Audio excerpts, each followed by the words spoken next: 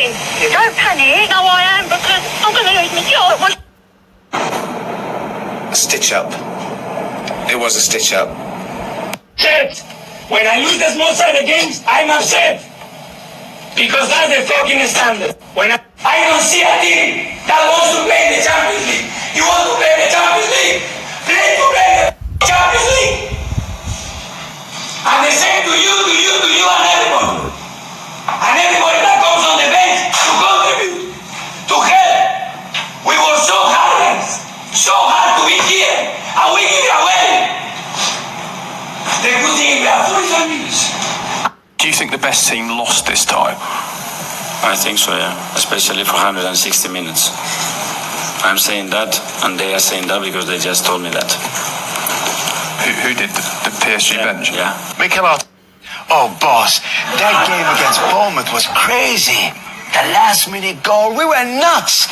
Though some people say every time we win a game, we celebrate like we won the league. We don't over-celebrate, do we, boss? Oh, no. No, Martin Odegaard. I don't think so.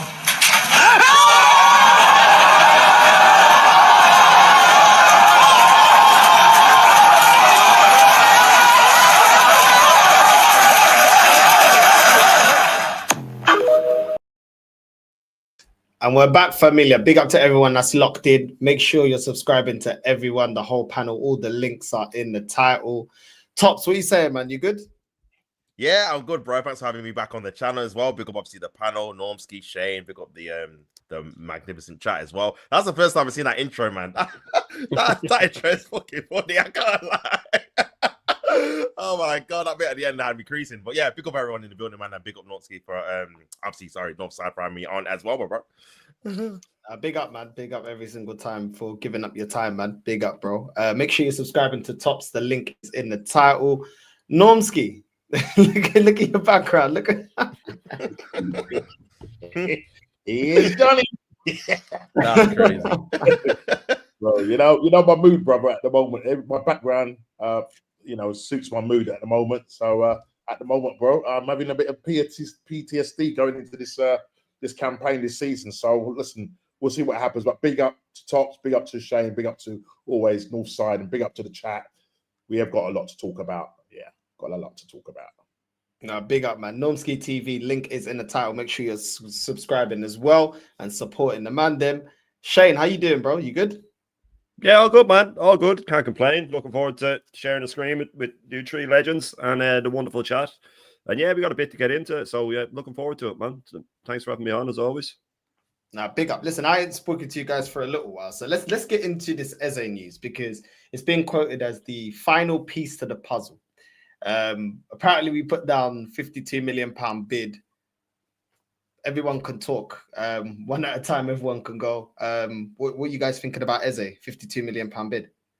I'll go first. Obviously my feelings on the whole Eze situation is the fact that for me personally, I think we should have got this deal kind of over the line, probably as one of our main priorities. Obviously, everyone here on the panel and probably in the chat knew how poor Odegaard was the last season on a half, let's just say. And for me, I think he needed massive competition in that kind of position, that number 10 position. And I think with someone like Eze coming in, it kind of makes you realize if you are Odegaard that this can't be the same kind of season. Whether you are in form or not, you're not going to be playing as much. Just that kind of top player who could be on the bench or could be starting ahead of you, who you know is going to be obviously pushing for your position. You've seen the likes of Ethan Nwaneri, who we all rate is a fantastic player, but again, 17 going on to 18 last obviously season, he's someone that really thinking about maybe for the future rather than someone that's going to be coming in starting week in, week out. But yeah, it was obviously the Eze deal, bro. I feel like we should have got this done earlier, and I think that's possibly as well why a lot of people were very not happy with this Madueke deal as well, because we knew that potentially signing Madueke for £52 million could stop us from getting an Eze over the line or an Eze in time for a potential pre-season kind of tour, which is obviously he's already missed the overseas tour, potentially starting the first game of the season again, which again, if we do get a deal over the line, it's going to be very highly unlikely we're going to get it over the line in time for him to even start against Manchester United away from home. So yeah, I think for me, that last line, sorry, that you said about the final piece of the puzzle, that for me, that cannot be the case. This has to be one as well as a left winger. We cannot lose sight, guys. At the start of the season, we said, or the start of the summer window, we said we needed a striker and a left winger, top tier in both positions. We've got the striker that everyone's obviously happy with Gyökeres. We need to get a top-level winger. It cannot be Madueke. That is someone that no one at the start of the window was even eyeing up to even join Arsenal. Never mind them actually coming in and being that starting left winger. That is not something that anyone would have been happy with before the start of the window. And we can't let the fact that we've signed 6 signings, and by the way, a lot of them are just replacing the guys that we've let go for free or terminated their contracts. We can't let that obviously lose sight in the fact that we need to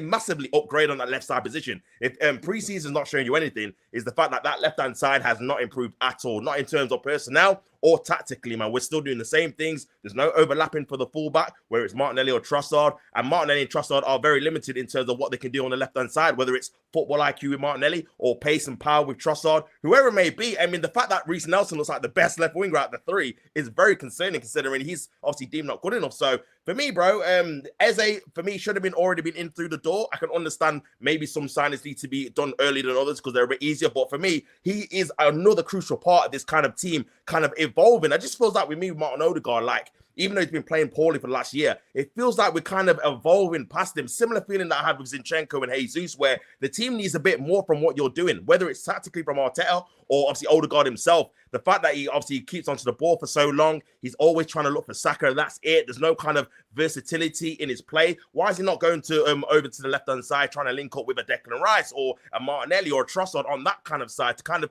change up the things? Because he just seems stale, robotic, the same old, same old. So, yeah, for me, man, I think Odegaard needs to definitely get his head into gear. Otherwise, for me personally, I think he should be one of those guys that's going to be a rotational bench player, with the likes of Eze kind of taking his role. Because you see with Eze with Crystal Palace, man, he's very, very versatile. He's someone that can score from outside the box. He can go into the box. He can assist Mateta as well. Like, he's very, very dynamic. And I think that's what this team has definitely been missing. So, yeah, for me, bro, I just think personally, we need to try and get Eze over the line as quickly as possible and then still go for that left winger, man. I do not want to see any Arsenal fans be content and say, okay, cool, we've got Eze now, we're ready for the season. No, we have to keep going. The left winger has to be key. Even if it's not Rodrigo, maybe that's unrealistic. Maybe he's going to stay at Real Madrid. Even if it's not him, you've got to go for someone else, whether it's Leao, whether it's Anthony Gordon, who's someone to come in and it's going to be improvement on the left-hand side because, guys, if we don't get anyone at left, it's going to be the same old, same old. I cannot see Martinelli.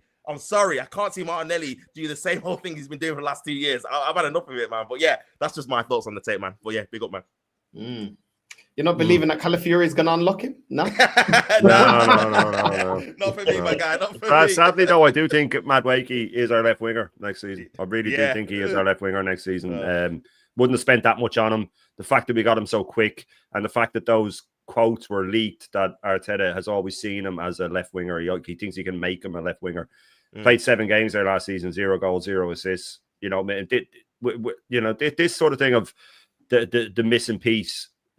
When we were told by all the top gooners on every stream we were on last year, all of us here, every stream we were on, that get him a striker and that's it. That's the last piece as a striker.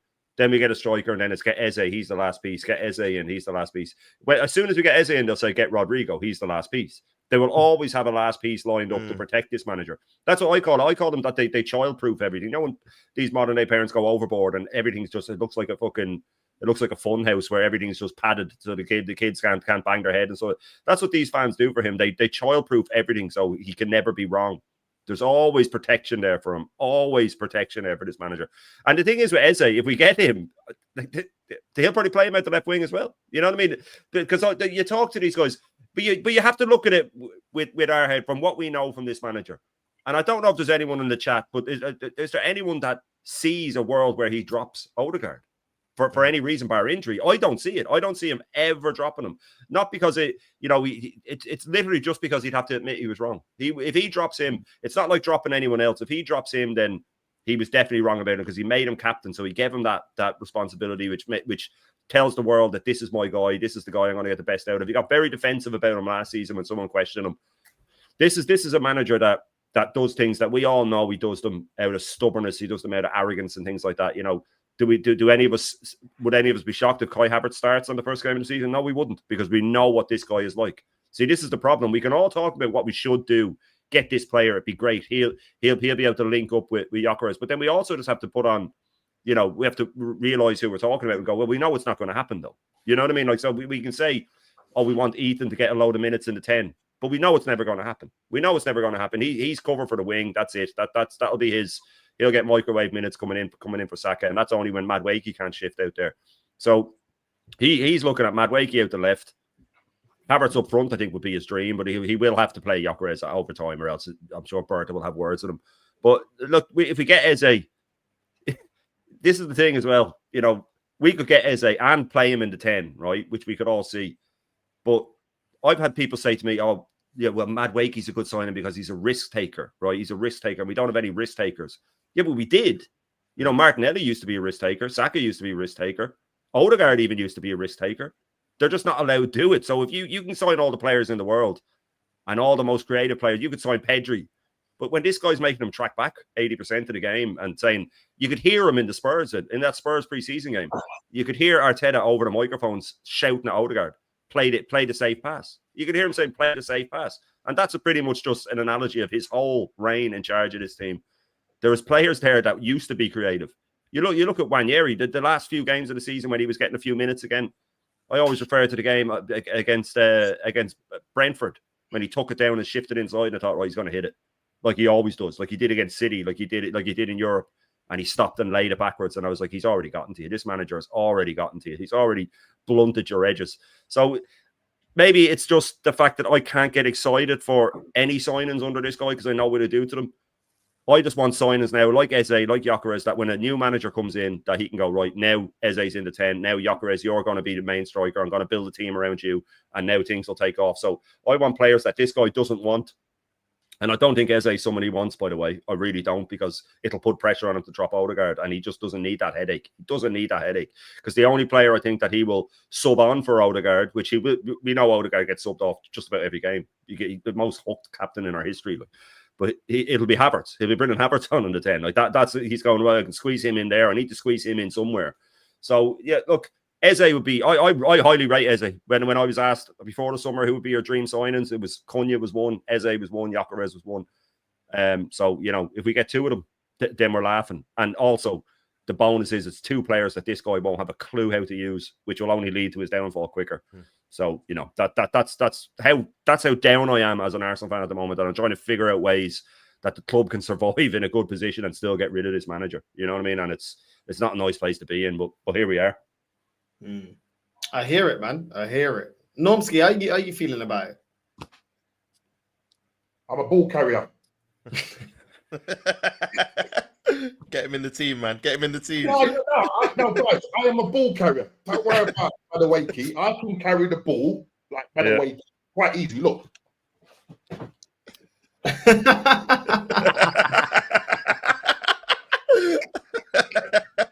52 million for that, Norms. 52 million for a ball carrier. I have got a problem finishing though. That's the only problem. I've got a big problem finishing, so I need to work on that, guys. You'll fit in with the rest of the team, no.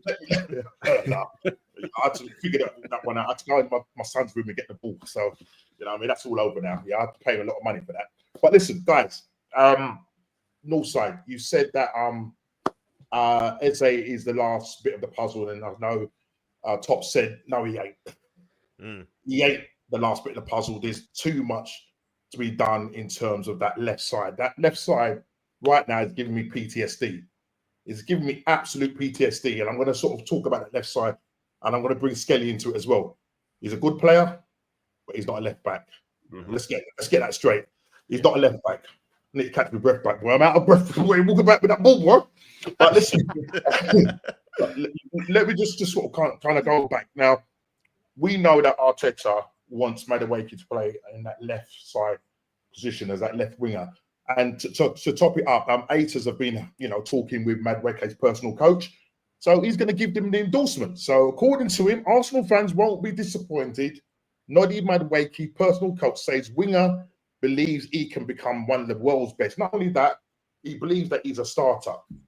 So he's putting it out there. We're coming close to the season where in 11 days' time or so, we're going to be playing Man United. They've been showing Madueke taking shots in training and that, training all the training clips. They were preparing us mentally. But guys, remember, take the red pill. I can't remember which pill it is now. I'm so confused. Right? When you get to the Matrix, you don't know where you are. But they're preparing us psychologically. Listen, at the end of the day, Madueke is going to end up being that left-sided player. Yes, we need Eze in there for the in terms of the. If you look at Odegaard, in terms of his build-up play, the way he doesn't offer any creativity whatsoever. Madueke, Eze does offer that.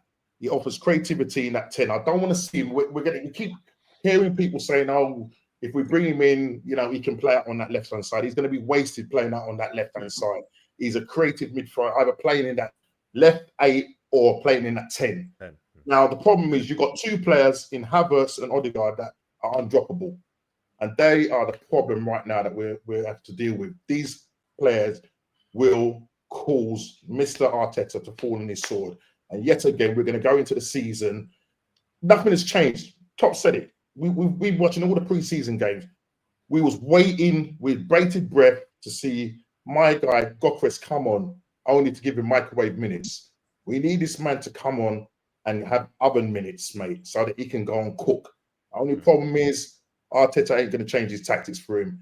And if you're looking for 20-plus goals, forget it, guys.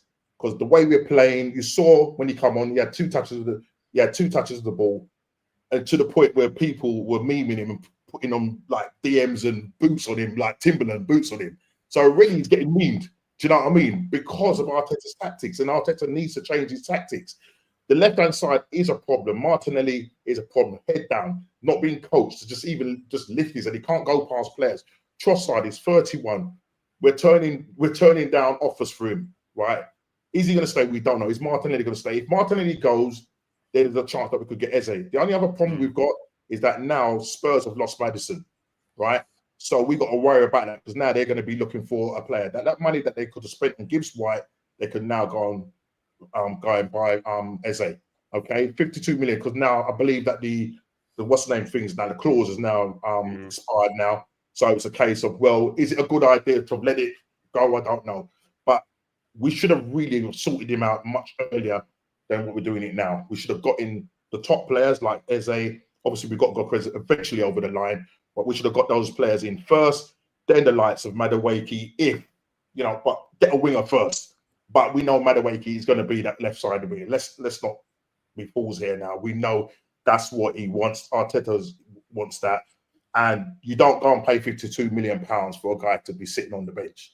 So for me, he will be starting over on that left-hand side and then maybe even come in and cover for Saka when he needs a rest, which is going to probably be very well. Because as Shane said, if he can walk, he will play him. As simple as. And then there's also the worry of the players that are coming back from long-term injuries. We're going into a new season. We're going to be playing lots of games. Come the winter, December, where early parts like October, November, when we're going to the Champions League, there's going to be lots of games coming thick and fast.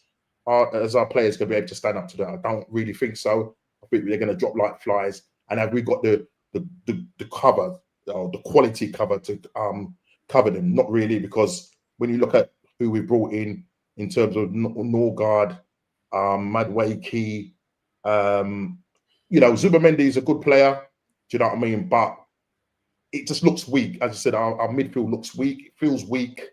And there are better midfielders out there in terms of Newcastle's midfield, Liverpool's midfield, Chelsea's midfield. And that's why I have us finishing 4th or even 5th come the end of the season. Unless this guy changes his tactics completely, that's where I see us finishing this season, 4th or 5th. I hear it. I think if Eze is the final piece, that means that we're going with a young squad, because a lot of our attack now is very, very young. Yeah. And I'm looking at it and I'm thinking, okay, all of the most successful managers in recent times with young squads, they've been able to get the most out of players that were on the decline. Lewandowski at Barca, you look at Dembele at PSG, under Enrique. But one thing they were good at is putting a style of play that will win them most games, and they're good at getting over the line. We don't have an established style of play to even win us anything. We don't have a manager that's going to revive any players, because he's not reviving Martinelli, hence why we're looking to move him on, and Zinchenko, etc. The list goes on. And he doesn't know how to tactically turn it up.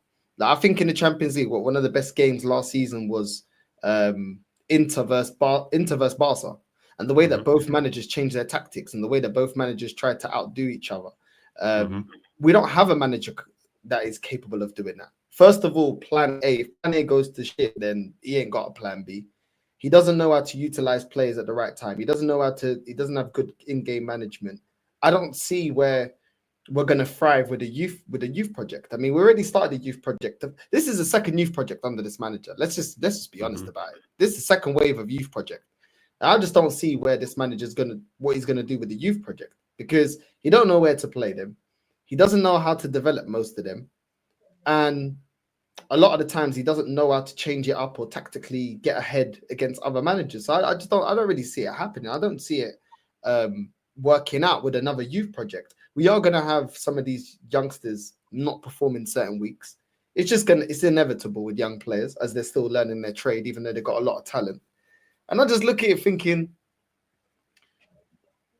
I don't see any adjustment. Like, let's be honest, like against Spurs, you had Ethan there, you've got Skelly, you've got Max Dowman, and you're still doing the same old nonsense. You know what I mean? Like we were complaining last season saying, you look at the bench and you say you've got nobody to affect the game apart from Ethan. He was given Ethan limited minutes, 10 to 15 minutes every game to impact the game, which is ridiculous to make a player impact the game within 10, 15 minutes. Now you've got additions to the attack that can influence the game or can offer something that a lot of these players struggle with, barring Saka and now obviously Gyökeres. And you're not using them. You're not even starting them. He's still with the same old favorites, even some of the players that he's trying to move on. So I just don't really have the faith that, you know, he brings Eze, and I agree with all of you. I don't think he plays him in his strongest position. I still feel like he tries to fit in all his favorites. I still see him playing the same old robotic football, and I don't see him utilizing the youngsters at the right time of a game to get us ahead and to get us the win. So I don't really trust it. I mean, I want to ask you a lot about Fermin Lopez, the attacking midfielder from Barca. Apparently, we've been linked to him.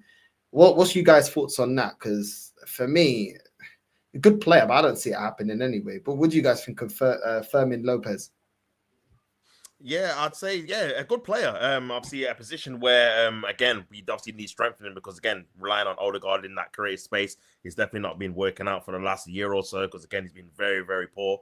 But yeah, like you were saying, Northside, I feel like for me, it's not even just about in terms of personnel. And obviously, Shane was touching on it as well. It's tactically, what I'm looking at personally. Like, even if you have the same kind of players like a Martinelli, I want to see some kind of development, some evolution tactically of what you're doing with these players. Like, we already know if Martinelli is on the left-hand side and has no one overlapping, underlapping, whatever, and is isolated, he's either going to go out for a goal kick, go out for a corner, or he's going to lose possession. Do you know what I mean? That's what we've seen that for the last year or so. So having someone like Eze out there or whoever else we get in the left wing doing the exact same thing isn't going to obviously solve any of our problems. So I think tactically he has to revamp the whole left-hand side, whether it's personnel and what we're doing in terms of build-up. We've still not even got to grips in terms of having a fluid left-hand side since Granit Xhaka left, and that was over 2 years ago now. We've still not got a competent player on that kind of left hand side in terms of the number 8 role who's confident with his left foot. We tried it with obviously Kai Havertz. Obviously failed there. Tried it with Mikel Merino. Failed there as well. So, again, now it's with Declan Rice, who looks very uncomfortable doing the job that Mikel Arteta is asking him to do. Not comfortable on his left foot. He wants to really... I don't know why we don't try. And I don't know why we don't try this. Putting Odegaard as that left 8 and then Declan Rice as like the forward 10 and have him try and press from the front, try and win the ball back on his actual comfortable foot. Then you can obviously open up his feet, pass to Saka on his right foot, rather than play him on the left-hand side where he's very uncomfortable. He gets obviously no combination play with Martinelli or with obviously Lewis Skelly, who again, he needs to obviously play with some players who can technically link up with him as well. Because again, normally he's a midfielder, so he's obviously used to obviously combining with other kind of players. So I just feel like it's just like square pegs and round holes all around the pitch, man. Even like with Kai Havertz, he's a guy that obviously is dropping deep, trying to play that number 9 role. But again, we've seen his finishing. It's not elite. It's not going to be at the level where we can rely on, depend on him every single week. So even playing him in that position is kind of like shoehorning him in, especially when he's starting games. So yeah, man, I think with the Lopez thing, I can't really see it happening personally. I feel like they kind of just threw a name out there, considering we've been linked with number 10s with obviously Eze. Morgan Rogers was lightly linked obviously earlier on in the summer.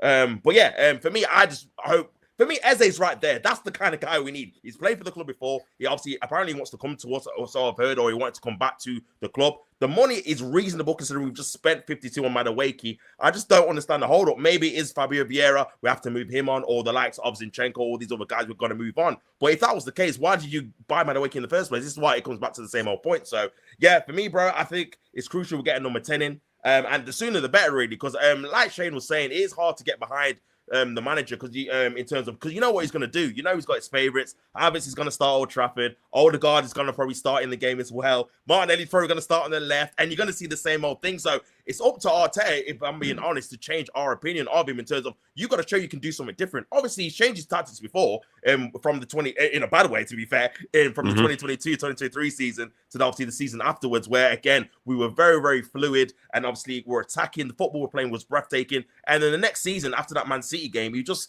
kind of changed everything. And I don't think we've been the same since, if we're being honest, man. And I think that comes to the fact of obviously what we're doing on the left-hand side. I feel like Arteta needs to be scared to lose. Like he's so scared of losing, like he doesn't want to win. And that's why we're having all these draws, 14 draws we had last season, because he's not afraid to lose. We've seen it in the past, the likes of Sir Alex Ferguson. Everyone knows about Fergie time. Everyone's up the pitch. You've got 4 strikers. Obviously, there's a chance they might lose the game, but he wants to win the game, and then they end up winning. But Arsene Wenger used to do it all the time. The amount of times I've seen Bentner, Adebayor.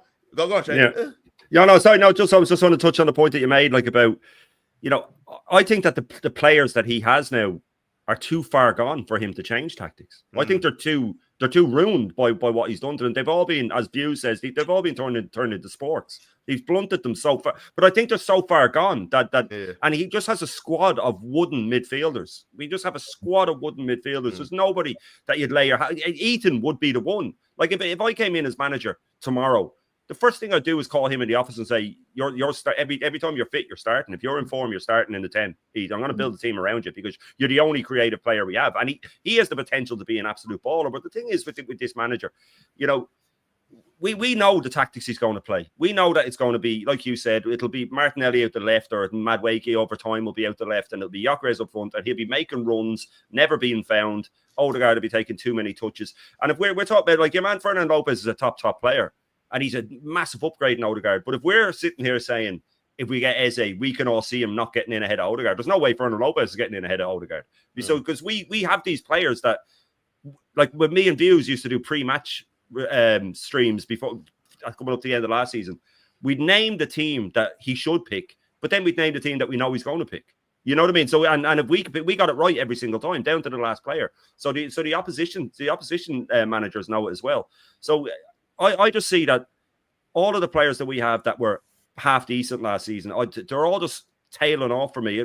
I've said it before about last season. If that season had gone on 3 more weeks, we're finishing 4th or 5th because Chelsea were catching us. Newcastle, we were staggering over the line, and they were all getting stronger. And now in the summer, they've gotten even stronger. Chelsea have gotten massively stronger. Liverpool have gotten massively stronger. City have gotten massively stronger. Newcastle haven't moved the way I thought they would, but a couple of strikers and a defender and the right back in it. But we're falling off, and we got a striker, but if there's nobody passing to him, people don't seem to realise that he is going to be so starved of chances. They can't see it coming. And yes, he'll get goals, and he'll probably bang in a hat-trick at home to Burnley one week, and he'll score more in the Champions League. But you look at it and you go, well, I'm not even going to take 17 minutes of a preseason friendly, but he did only get 2 touches. You know what I mean? And that's just a taste of what's to come. So I have absolutely no enthusiasm going into the season. We have to remember that we don't have a qualified left back in our squad. He has spent millions on left backs, and we don't have a qualified left back in our squad. We have to depend on Calafiori, right? Now, would there be anybody in here that would be surprised if Calafiori plays about 6 games this season, keeps coming back, breaking down again? We can see it coming with this guy. Yeah. I'd be amazed if he plays 90 minutes for us for the rest of his career. I'll go on record and say that. If he completes a 90 minutes for us again, I'd be very, very surprised, right? So this means that Lewis Skelly, an 18-year-old who's playing out of position, probably has to stay fit for the whole season and play every game at left back. Every single game. And this guy has spent multi-millions on defenders. Multi-millions on defenders. And we will most probably go into the Man United game with Lewis Skelly, a player playing out of position, who's going to get found out next season, by the way, at left back, because it's not his position. It's not his fault. He's a wonderful player. Should be playing in the 8. We're going to have Kivior at centre-back because Gabriel's not going to be fit. We're going to have Saliba, a defender who doesn't want to be here, at centre-back. And we're going to have Ben White because Timber's not fit. So a couple of injuries, and we are a ragtag defense. The one thing that we had going for us last season, we have David Raya who's starting to make mistakes. He was making mistakes at the end of last season. We have Zubamendi protecting them, a player who got dog walked by Man United, by Casemiro's legs were gone. I'm not saying Zubamendi's a bad player. I think he's a very good player, but he needs someone beside him, which that means then we're going to have Lewis Skelly inverting even more. We're going to be getting cut out on that side like we were last season. You're going to have Declan Rice doing twice as much running to try and come back and cover for Zubamendi. So I can see him pulling up with a hamstring or pulling up with something next season. Then we have Saka, who hasn't looked the same.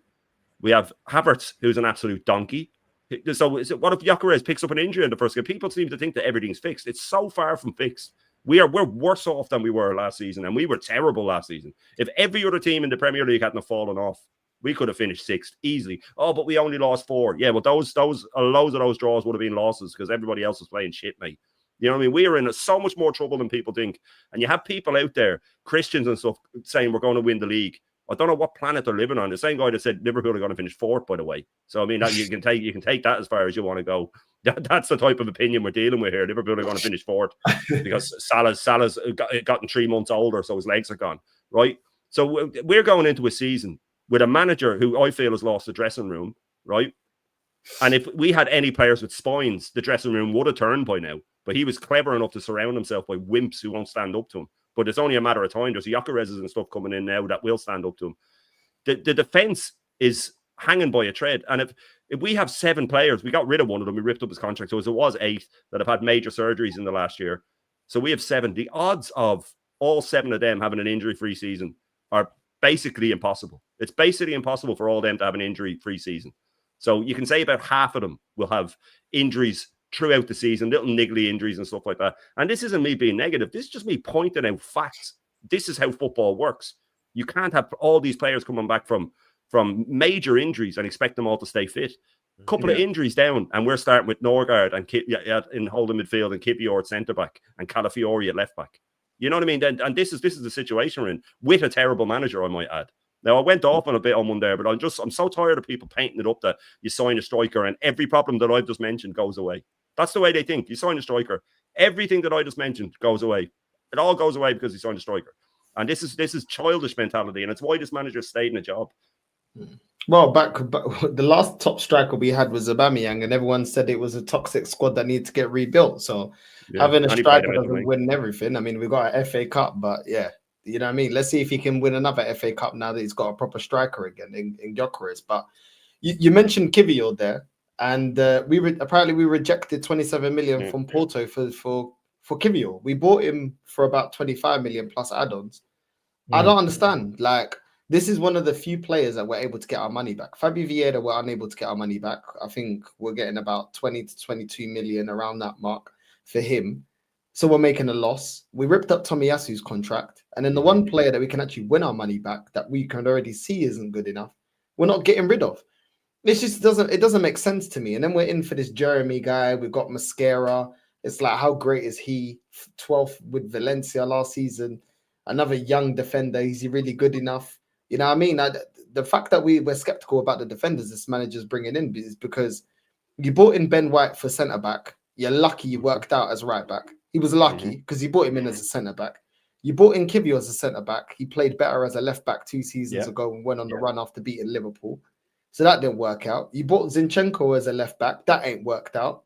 You bought Calafiori as a left-back. That ain't worked out. You bought Moreno as a DM. That ain't worked out. But he could do a little job as a striker. Like, us being skeptical, is because there's reason behind our skepticism. And it's because a lot of the time this manager tries to do something, it's not worked out. And the one thing that he built, which was a very good defense, to be fair to Arteta, he built a very, very good defense. It's now you're seeing the deficiencies. You're seeing that, okay, it's a good defense when everyone's available, like Shane's saying. As soon as people aren't available, you start seeing a massive drop off. And we were saying this last season, that everyone was saying we have all this versatility in players that can play different positions. But as soon as you take Saliba and Gabriel out of that centre-back partnership, we're all over the place. Like, even against Newcastle pre-season, look at the way we conceded that goal. Look at the way we conceded that first goal. Absolute calamity. This is pre-season, you know. This ain't even serious yet. So as soon as you take out one of our main centre-backs, we just get opened up. We get absolutely opened up. I don't know what he's asking Skelly to do right now, because he's trying to rub that Zinchenko judge on Skelly now. All of a sudden, he has to be pushing too far forward. He has to be getting stuck in the midfield and pushing up. It's like, bro, just shut up and let him do what the hell he's doing. Yeah, man said it's pre-season. Well, guess what? Guess what? If you don't fix it in pre-season, it's going to happen during the league. That's the problem. Yeah. If we don't fix up the way we played against Spurs, yeah, then we don't have no plan B going into the season. So what do you think is going to be the plan B? Because there was no plan B against PSG. There was no plan B against flipping Newcastle last season. There was no plan B going up against 10-man Man United. So the thing is, we're trying to take from pre-season. And yes, it's not just about the score and winning the game. We want to see something different. We want to see this manager being able to actually change a game or change formation or do something different. I.e. Conte, when we beat Chelsea and they changed to a back three, goes on to win the league. That is the type of forward thinking that we want to see from this manager. And he's had more money and more time than Conte did, and Conte delivered with Chelsea. So why can't we ask this of this manager? Why is Slot going into this first year of football and he's already working it out how to win the Premier League? And realizing that you have to approach different games differently, different oppositions, set your team out differently. You can't just have one style of football. Why are these managers being able to work the Premier League out a lot faster than this manager with a lot less money spent? Explain me that. Because all Arsenal fans running up their mouth from the start of last season saying, Liverpool falling off, they're not going to be nowhere close, they're not going to be this, they're not going to be that. Well, guess what? Their manager figured it out. So we're not asking too much for a manager that's paid £15 million. That is his job to work it out in phase 6. To be fair, he should be sacked because he shouldn't even be here. He shouldn't even be given phase 6. It's actually ridiculous that he's still here. So anyone that's crying, yeah, he shouldn't even be here. You man told us it took Klopp 4 years. We're on phase 6 now. So he should have been sacked 2 years ago. So I don't understand how people even want to keep defending this. But anyway, I'm seeing articles now. I want to see what you guys got to say about this. There's an article saying Arsenal is now set to move for Eze alternatives, and one of them is Lookman. What do you guys think of that?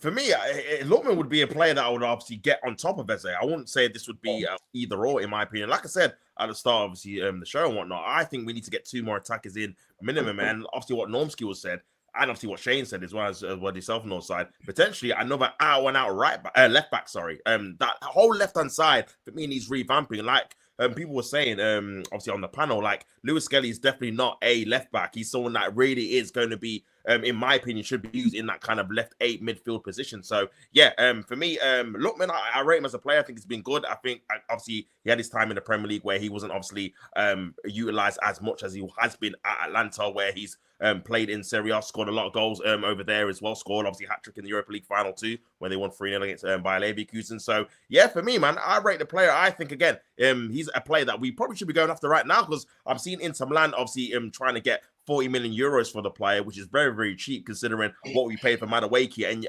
Lookman, for me, is a better player than Madueke. So, in my opinion, we should be going for Eze and someone like a Lookman if we can't get a Rodrigo through the door, because I think those 2 positions really need to be obviously improved on immensely. So, yeah, for me, bro, I'd get him as well as Eze if we can't get obviously Rodrigo, Anthony Gordon, etc., bro. But yeah, I like him, man. I think he's a good player. Yeah. He's definitely better than what we have, but that isn't hard. That isn't hard, you know. And you know what? I was never sold on Lookman until that Europa League final. And to score, I like a big game player, man. I like a player like that. Give me the ball. This is my day. I'm going to make it my day. But the thing is, again, you know, would Arteta be able to use a player like that, of that sort of flair and talent? He'd have him stopping and tracking back. This always goes back to the manager. It always goes back to the manager. But I take Lookman in a heartbeat. I think he's the type of player we need.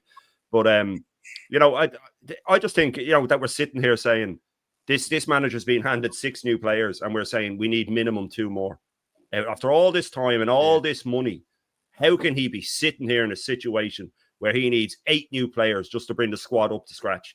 How has he let this happen and gotten away with it? How have we let so many players go on frees? How are we sitting here and saying we need a left back and we've let Kieran Tierney go on a free, not used him when he was here? How can this manager sit in press conferences smiling like the cat that got the cream after, when all these things, and not be questioning on it? How can you be looking for a left back when you just let one go?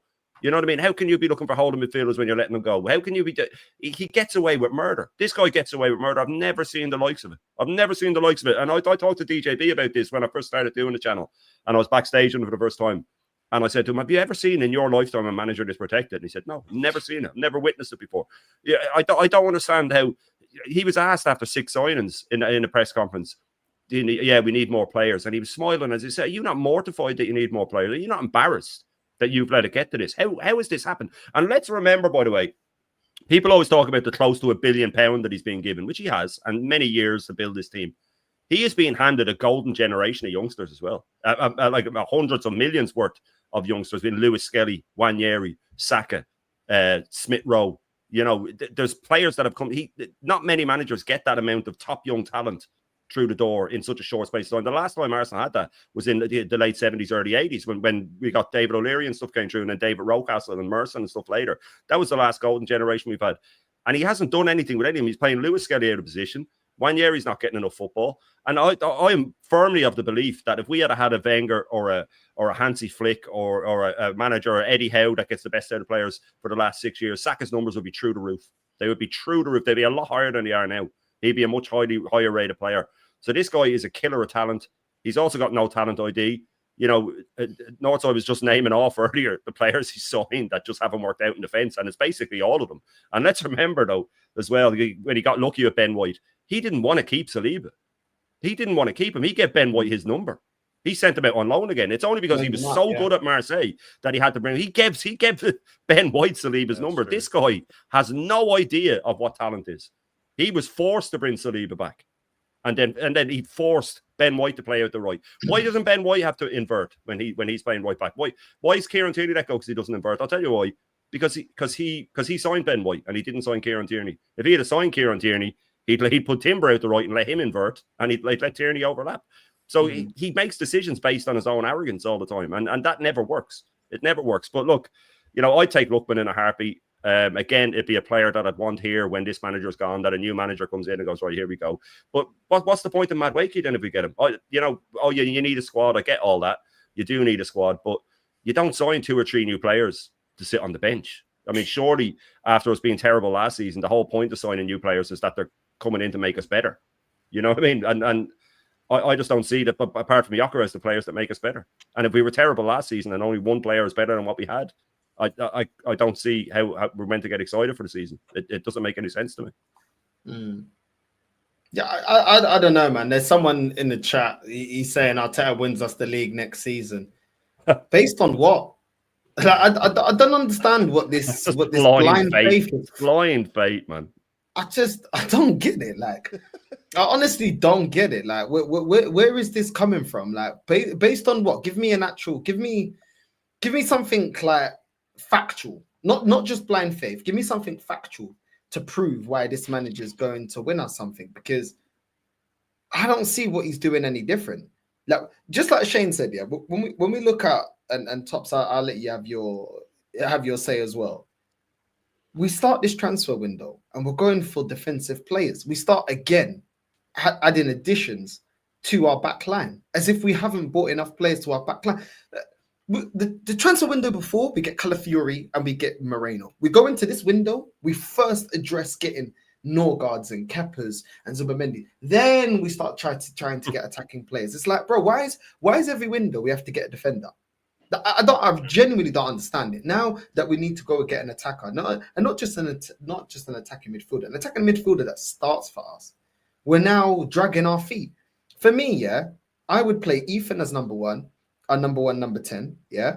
If you in certain games where we're going to control the tempo and we need a bit more creativity, you can put Odegaard as the 8, but you start Ethan as the number 1, number 10, and then Max Dowman, you can be, you know what I mean? You can bring him on after 60 minutes or whatever the case may be. He's 15, 16 years old, play him there. I don't really want to be dragging the youngsters out of position, and they're better than what we currently have in terms of Odegaard.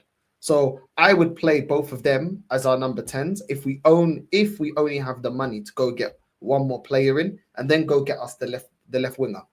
Get me a player that's a natural left winger. I know Ethan and Max Dowman can play as wingers, but they're actual number 10s. I don't want to see these players out of position. Play them in their main position, and they're better than what we have. Then you've got 2 number 10s that can play, You've got Odegaard as third choice. Let him play against flipping Preston North End and flipping Bolton. Yep. And then you've got Lookman on the left-hand side. You've got Saka there, because if we don't do it like that, we're going to have to move Saka to the left. Then we have to put Ethan or Max Darman on the right. And it's just like, nah, bro. Like, the way Ethan plays is a natural number 10. He's not a natural winger. And just because he can play there doesn't mean he can do it as effective as he can as a number 10. I'd rather just keep players to their positions, innit? I don't really want to see them out of position. If we get too many injuries or like a crazy injury season, I understand, you get a certain amount of injuries in one position, okay, you're going to have to shift things around. But I'd rather him learn his trade in his main position. So I'll just go get a left winger, bro, and just make sure we lock that down. I'd really want to go out and get another striker. I'll be completely honest, because anything happens to Gyökeres, which anything can happen to Gyökeres, we're back to the same shit. We're back to playing Moreno up front. We're back to playing Havertz up front. We're back to playing Jesus up front, which I saw Jesus is now, he's not injured anymore. So the whole excuse that we can't get rid of Jesus, apparently he's back now. So why can't we sell him? You see? Oh, right. Okay. I thought we won't be back until the end of the season. Well, not in the season, end of this year. Christmas. We were told Christmas. Yeah, Christmas. Yeah. Yeah, I'll tell you, if Berta could do a thing and just get him off the books, even just get him on loan, pay half his wages, just, do you know what I mean? Because just a waste of time with him there. He's now like third choice striker. And as you say, if Gyökeres does get injured, we're back. Yeah, big up, Jess, bro. We're back to square one. The conundrum is the problem is this Odegaard and Havertz, they are the problem, and because they're undroppable unless they end up getting injured. And even when Odegaard was injured, if you recall back to last season when Odegaard was injured, he didn't even call on Ethan Manmeri. It took Saka to be out. Then he thought, I better bring him in now. Do you know what I mean? So. And that's the problem. And just sort of going back to the player that we're linked to, Lopez from Barcelona, same. If he comes, he probably ends up playing him out on the wing or something like that. Yeah. Do you know what I mean? He done that with Fabio Vieira. When he bought Fabio Vieira, which was obviously a waste of money, 35 million, he's a number 10. That's what he played for Porto. But when he come, did he really play as a number 10? No. If we did deploy him, he'd play him out. He'd play him on the wing. He can't drop. He won't drop Odegaard. And I don't see a world where he does. As Shane said earlier on, I can't see a world where he drops this guy. You know, he subs him off every game, though, Norm. So he knows he's not good enough. So he subs him off every game. So he just won't drop him because that's admitting that he was wrong. But subbing him off, people they don't think twice about it. Yeah, it's true, man. I feel like obviously what Shane was saying earlier about how we've let this obviously get into the position where we need 8 players. For me, we've just not maximized transfer windows. I feel like we've had so many poor transfer windows. You go back to the 2022 season where we were supposed to get Modric, a proper left winger. We got Trossard as a stopgap. Didn't really go back into that market for a left winger. Now we need a left winger in this window. Look at obviously leaving Aubameyang, letting him go on a free. This is what 2021. We've needed a striker ever since. Now we need a striker this window. Back up for Saka. How many times have we said we need a backup for Saka? He's playing 60 games, 70 games. He can't play this amount of games. Now we're trying to get back up for Saka in this window as well. And also you put that as well as obviously the likes of Partey and Jorginho going on a free as well in this window. So that's 2 players you need to replace in that section as well. So I just think like it's just a knock-on effect for all these poor windows where we've not actually done what we needed and what was required for the entirety of those kind of windows. And we're just trying to do it all in one window. But again, I feel like it's just highlighting the deficiencies from everyone at the club, not just the manager, obviously the sporting director who was Edu in the past, obviously the owners who obviously, if you're going to back Arteta and keep him in a job, then again, what's the point of not obviously highlighting every single position and making sure he's got everything he needs? And then again, he's going to fall on his sword quicker then, because again, you've got everything you need. There's no excuses. But it seems to me like every time we don't get a player in that kind of position, it's another excuse for obviously people to say, well, he hasn't got a left winger, he hasn't got a striker, he hasn't got a number 10 for Odegaard to bounce. You get it? So it always kind of just bounces on from season on to season. For me, I just want all the players in the positions that we all happy with in terms of, okay, we've now got a proper left winger, we've now got number 10, we've now got striker. You've got no excuse, Arteta. If you don't play them, obviously people are going to be on you. Why are you not playing the new striker we've just got? Why are you playing Havertz instead of him? And if you do play them and you don't get the best out of him, well, Gyökeres got 97 goals in 2 seasons. Why are you not getting the best out of Gyökeres? It's something you're doing tactically. So for me, I just feel like it's a quicker way for people to see if this manager's good enough, which obviously we all know he's not. But yeah, I think it's just a quick way to see it, because he's either not going to pick them, or if he does pick them, he's not going to get the best out of them anyway. And the eyes are going to have to be on him, because you've had so much time. This is 6 years now. You're spending nearly £1 billion. We've got one FA Cup. Like, what? we got to get this thing on the road, man. You got to get a new manager in. Do you know what I'm saying? So listen, that's just being real, man. Just being honest. Like, you got to look at the facts here. He won FA Cup in 6 years, nearly 900 million spent. No other top team would obviously carry this manager on for 6 years. Chelsea wouldn't, Man United wouldn't, Liverpool wouldn't, Man City wouldn't. We want to be in their position in terms of winning big trophies. So we've got to follow suit and act like a big club. And that means if the guy's not doing what he needs to be doing, getting us to finals, winning trophies, get someone else that can do it. We have got good players, but the manager at the minute is stifling a lot of these attacking players. So yeah, for me, man, we need to make sure we get the players in. So then no excuses. And then, yeah, hopefully we can get a new manager sooner rather than the better, man. Can I just throw a question to you guys? If we know this fan base, they're already tapped and they will make any excuse to keep this manager. Right? What is it going to take to actually get this guy out? And everybody's been crying out for a striker, number 9. One time, you know, they were going for Sesko, wanting Sesko in, and then obviously the goalpost moved, and then it was all of a sudden, you know, it's Gyökeres. Now we've got Gyökeres over the line now. We want to see this guy play. Obviously, he had his 10 minutes or so, his microwave minutes in the pre-season in America, not America, in wherever it was, Singapore. For me, if Arteta doesn't start Gyökeres, yeah, do you think the fan base will start to turn on him? No. They'll buy what he said. They're already laying the groundwork, because he'll come out before the match and say he hasn't had enough preseason guys. He needs to get match fit guys, and they'll just go, well, he's not match fit. They won't. Not even one of them will turn. Because he'll cover it by saying he's not match fit. Whatever excuse he gives, they'll take it, Norms. You know what they're like. They're like seals being tossed fish. Whatever excuse, and they just they take it all, man. He'll always give them excuses. He'll always toss them excuses. Oh, most points in the calendar year. They repeat. I told you the story about my missus. Like she's a big Arsenal fan, and she works for Vodafone, and she was talking to one of the guys there that's an Arsenal fan, and she said about like Wanyeri not getting enough minutes, you know, and that he needs to get football. And he word for word quoted what AFTV had put out about him. Oh, what at his age asking for a new contract. Who's he to demand football? Who's he? And she said it was word for word the thing AFTV put up. And then she rang me and said, I didn't fully believe you before that it's a cult, but she said it scared her. Like, your man just word for word what AFTV had told him to say. So this guy will come out before. I guarantee you, I can see it now. And an hour before kickoff, when the teams go out and he's being interviewed in the tunnel, and he'll say, "Oh, guys, he wasn't match fit, guys. He's getting there, guys. He's nearly there, guys." And that's what's going to happen. You know, that's what's going to happen. So someone just put up in the chat that Arteta, he's not a fraud, like laughing like that. It's a ridiculous thing to say. The guy is a fraud. He's promised everything under the sun. He promised Willian he'd win the Champions League. He's promised us he'd win leagues. He promises this, he promises that, and he doesn't deliver. That is the definition of a fraud, where he pretends to do a job that he can't do. The definition of a fraud. Yeah, in terms of the question, Norski, I was going to say, I feel like there's obviously guys that love Arteta, and regardless of what obviously he does or says or whatever, they're just going to lap it and believe. And I think that's what Shane's on about. I think the guys that are 50-50, I think potentially they could be going onto the side of, well, you've got your striker now. Why are we not seeing? Because there are guys a lot on the fence where they want to give him time. They think potentially 2 or 3 games tops. If he doesn't start 2 or 3 games, they might. But the first game, they'll let him away with it. They'll let him away with the first game. Yeah, of course, yeah. I think everyone, even on the panel, is expecting Havertz to start the first game. Do you know what I'm saying? And I feel like, for me, if he doesn't get results and Havertz isn't scoring or playing well, and we're dropping points, especially early on, that people are going to be like, we've literally bought the striker to solve this kind of situation. Where is he? Why is he not starting? Like, why is he not coming off the bench? Why is he not starting these games? I feel like that kind of pressure, because to be fair, I was actually shocked, because in a good way, but I was actually shocked at the reaction when we lost the friendly to Spurs. A lot of people where I thought would be brushing on the carpet, it's only a friendly, they were kind of like, why we're not seeing that a little bit different? So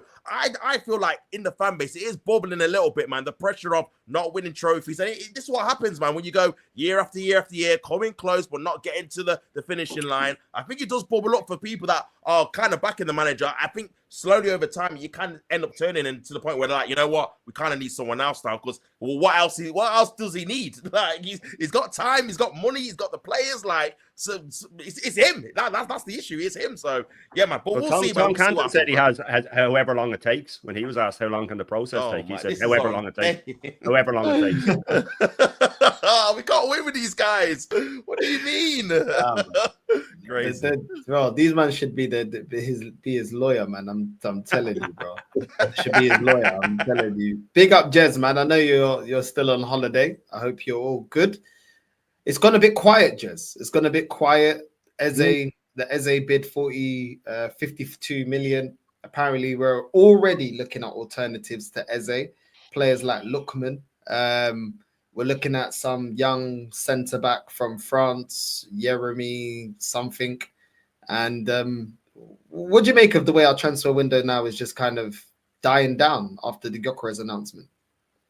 Doesn't surprise me at all, Northside. Big up to all you boys as well. It doesn't. That's the Arsenal way, mate. You know, big it all up, get the player in that us wanted. I don't think Arteta wanted him. Be interesting to see if he starts tomorrow at home, because if he doesn't, then that's going to be a big indictment of what Arteta thinks of him as a player. But I see the Asylum forgot to lock the doors tonight by a certain comments in your chat tonight. But it's madness, really, the way this club works. They build it all up, be excited. Oh, it's going to be good. This, that, and the other. We get that player over the line, and then we forget it, and then it all just goes quiet. Right? We still need to do business. Right? We still got players that shouldn't be here. Let's not forget that there are still players that are not good enough to be at this club. So I don't think the business should yet be thought it's done completely. We need to move on. But will we? Because I have no faith in this guy, manager at all. I've got no faith he's going to do anything different from last year. In the pre-season friendlies I've seen so far this year, it's the same bullshit we saw last year. Now, to me, pre-season is to experiment. But we know he doesn't do that. Let's not forget, guys, right? When we were out in America 2 seasons ago, he didn't put Partey at left back. He waited to the start of the season to do that nonsense. Why? What is the point? What does that prove? Nothing. Cost us. And I just have absolute no faith in the management of this club whatsoever. None whatsoever. We still need to do the damage.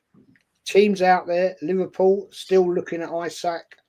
You know, I'm not convinced they will pay out money for him personally, but you never know. They're ambitious, very ambitious. They want to win another Premier League. They want to win another Champions League. That's what Arsenal should be aiming for. And this is what frustrates me, North and panel, is the fact that we don't seem to have that ambition anymore. That we're going to go for it. We're really going to fight for it. We're going to prove to everyone we're the best. I don't see it. Sorry, I don't see it. Now, I know there's a gentleman in the chat tonight. He's a troll, but never mind. That's his problem. Giving it all the large. It's all right giving it all the large, and I get that. I appreciate that. But give it the facts. Give it facts. You know, if you haven't got the facts, shut up. Because at the end of the day, you can sit there and talk bullshit all day long, like certain big channels do. But you don't win anything. You don't prove anything. So just shut up. Go away. Because you're just little boring idiots. I've seen it now for so long. And this has been, let's not get it wrong, right?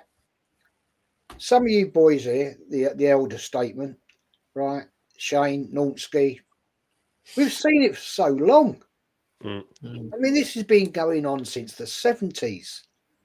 It's the same. We get so far, we get to a peak, and then we just fall down. Lack of investment, it goes back. Time immemorial.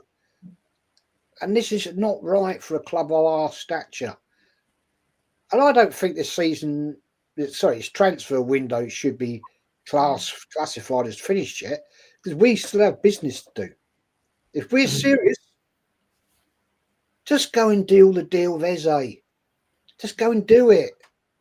Get it over the line. Don't mess about anymore. Right? January, was it? Sorry, 17th of August, first game of the season. Man United away. Everything, it's going to be easy. It's going to be easy. It ain't going to be easy. No game at Man United in history has ever been easy. Let me tell you that. I've been to enough from Old Trafford to see how difficult it is for Arsenal to win. So we need to keep going, people. Jez, when your point of the fact that we still got players that we need to get rid of, yeah. Everyone was talking about the bench last season. We were specifically talking about the bench because last summer they told us it was a 10 out of 10 transfer window. As it currently stands, yeah, you see the lineup that we put up against Tottenham, yeah. You look at that lineup and then you say, okay, look at the players that are on the bench. So going into next season, yeah, Havertz will probably hold bench. He's gonna be forced to play Gyökeres because he paid big money for him. So let's just say he starts. So you got Havertz off the bench as in to impact off the bench in any game. You've got Trossard if we don't sell him. You've got Zinchenko. You've got Ethan and Max Dowman to impact off the bench, 2 youngsters. You've got Norgard that's probably going to be off the bench to impact the game. You've got Madueke. What are we going to win with these kind of players coming off the bench? The 2 youngsters are probably going to be doing the biggest impact in the team coming off the bench, but they're very young and there's going to be some inconsistencies. The rest of them, it's much of a muchness. It's the same. It's almost the same crap as last season. Do you know what I mean? Okay, Madueke is a little bit better than Sterling, but he's actually been worse statistically than Martinelli and Trossard in the last 2 years. So is it really that much of a jump? No, not really. Havertz, what's he doing? He ain't coming off the bench doing much. Let's not go and anybody that loves Havertz, what has he actually got us over the line to win? Because the biggest selling point that people tried to sell us Havertz was, oh, but you won the Champions League for Chelsea. Okay, well, why doesn't he win us at least a cup then? If he's so great at getting his team over the line to win a trophy, why hasn't he won nothing for us then? Because when we needed him against Bayern Munich, we needed him against PSG, we needed him against multiple teams, we needed him against Man United, we needed him against flipping Newcastle that we lost 3 times this season. Where was he? So, and then Norgard, another defensive midfielder, what's he going to do? What's he going to do? Yeah, he's a bit better than Jorginho at this current point, but is he that much of a difference maker than Jorginho? No, much of a muchness. Kepa ain't going to do nothing for us. So who in this bench is actually going to change the game for us and get us over the line? We still have a bench that is not going to be effective enough. Last season, we only had Ethan off the bench. This season, we got Ethan and Max Dowman. That is not enough, bro. That is not enough to win us major honours. It's not. And anyone deluding themselves thinking that it is, well, then we'll see. We'll see, because none of you man wanted Madueke. None of you man want to keep Martinelli or Trossard. None of you man rate Havertz anymore now that we got Gyökeres, because now you see what a striker's really about. None of you guys were celebrating Norgard because you didn't want Norgard. None of you lot want Zinchenko to stay at this team. None of you want Kivior to stay at this team. He's another one that's up to beat. So who's going to impact and get us over the line apart from Gyökeres and Saka and the players that are starting? Once again, we don't have a bench that can impact or change the way that we play football or get us over the line in big games. But nothing's changed. Even with the starting 11, though, Nord, it's only Saka and Gyökeres that can change a game. There's no one else that would change a game on the team. Odegaard's not going to do it. On a consistent basis, yeah, Trossard's not going to do it. They might have little moments. They might have little Hook saying he wanted Norgard. There's no way you wanted Norgard. Nobody wanted Norgard. Norgard didn't even fucking believe he was signing. He was crying. He couldn't believe it. I'm dreaming. Yeah. I'd imagine you are, me.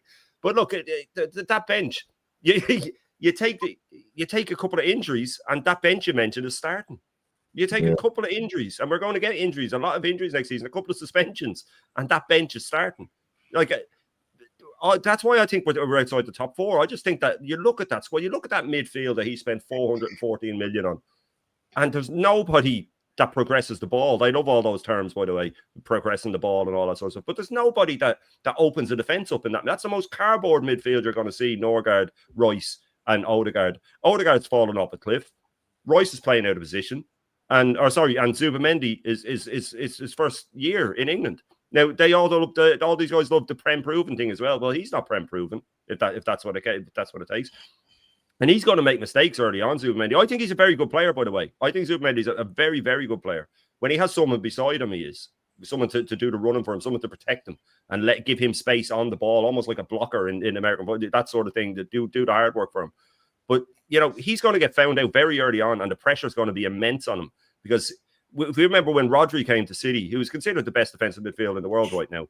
He didn't start very well at City. He was making mistakes. He was getting caught in the ball. Then he was getting pulled out of the team. But they were able to pull him out of the team because they had Fernandinho and players that could come in, or they could put Fernandinho beside him and get him used to the pace of English football. We saw Zubimendi get bullied against United. He got bullied against them. And I've said this many a time, but you wait and see. On that game against United, Amarin is going to say, as soon as Raya gets the ball, he's going to roll it out to either Lewis Skelly or Zubimendi. They're going to play it short to them. You swamp them. The second they get the ball, you swamp them. And there's going to be mistakes. And then we're going to play against two teams that have the two of the highest, or the best of high press in the world, in Newcastle and Liverpool, to come both away from home in the first 6 games. They're going to have fun with that. He's going to lose the ball. And I'm not saying that this is on Zubimendi being a bad player. I'm saying that if he makes a couple of mistakes in the first few games that lead to goals, every game becomes a nightmare for him then, because he's afraid he's going to make mistakes. The pressure's on him. The crowd are getting on his back when he gets the ball. Like, these are all hypotheticals. I'm not saying that this is guaranteed to happen, but we don't have time to edge these players in. We don't have time to bed in these players. And that's because of the situation we've been left in. If Arteta had taken the domestic cup seriously each year, he could have had a League Cup one year and a second FA Cup one year, and we wouldn't be putting this pressure on him to win every game, because we're going, right, you've given us bits here and there. The pressure isn't as serious, but the pressure is now, and he's put it all on himself. And we've seen what he's like with pressure.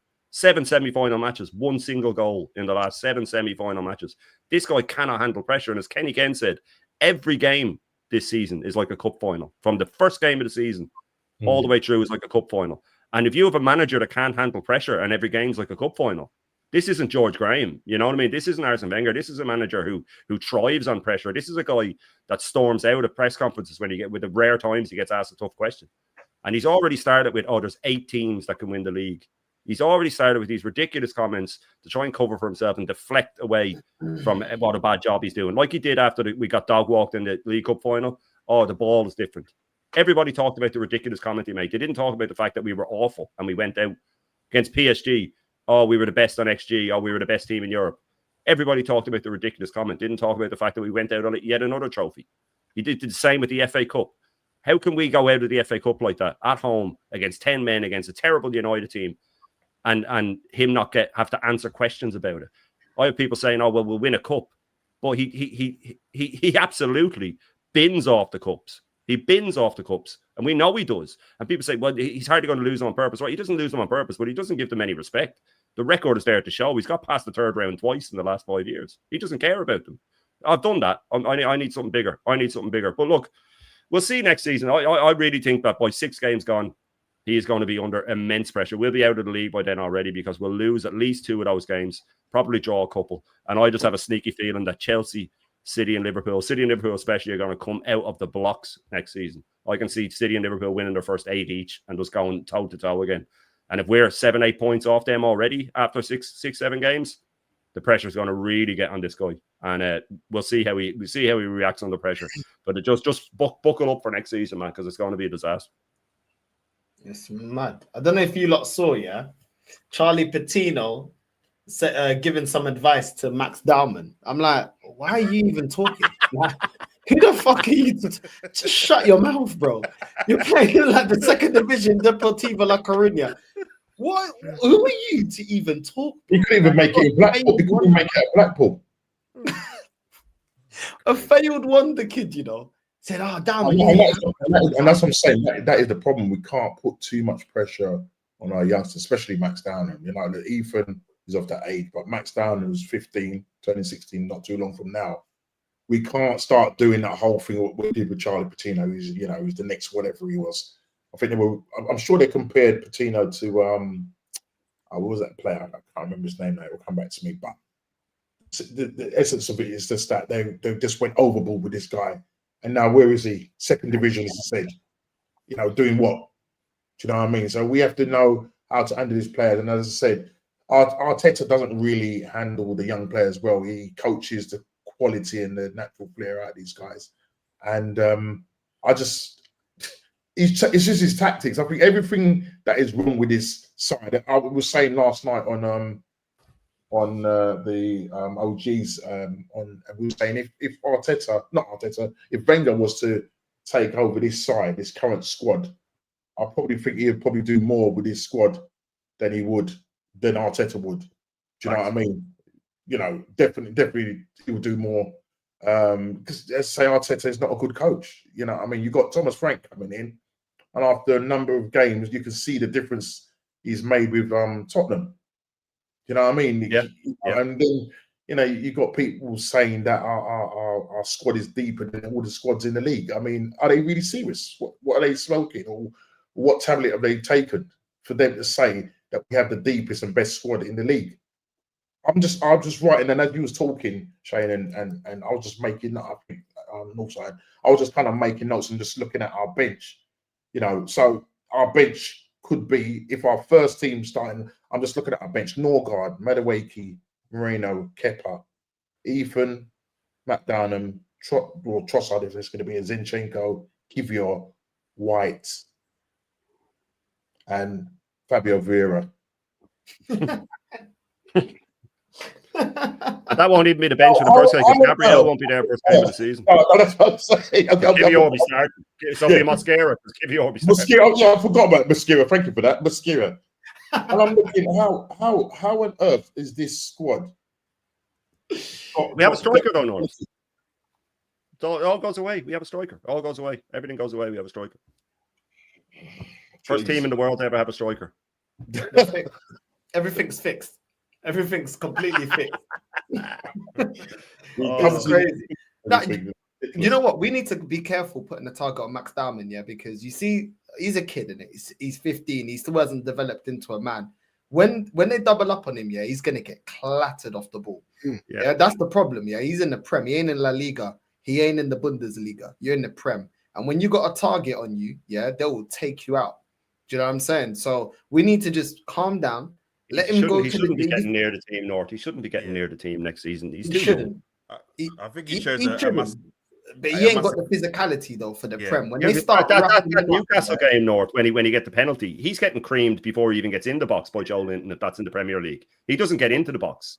We're making him a target. You know what I mean? Like, we just need to chill out. Yeah, the talent's there, and we get it. And at the end of the day, if he performs, then you're good enough. If you're old enough, if you're good enough, yeah. But he needs to work on his physique, because this league here, especially when they don't like star boys, yeah, when they see the star boy, they'll clatter you.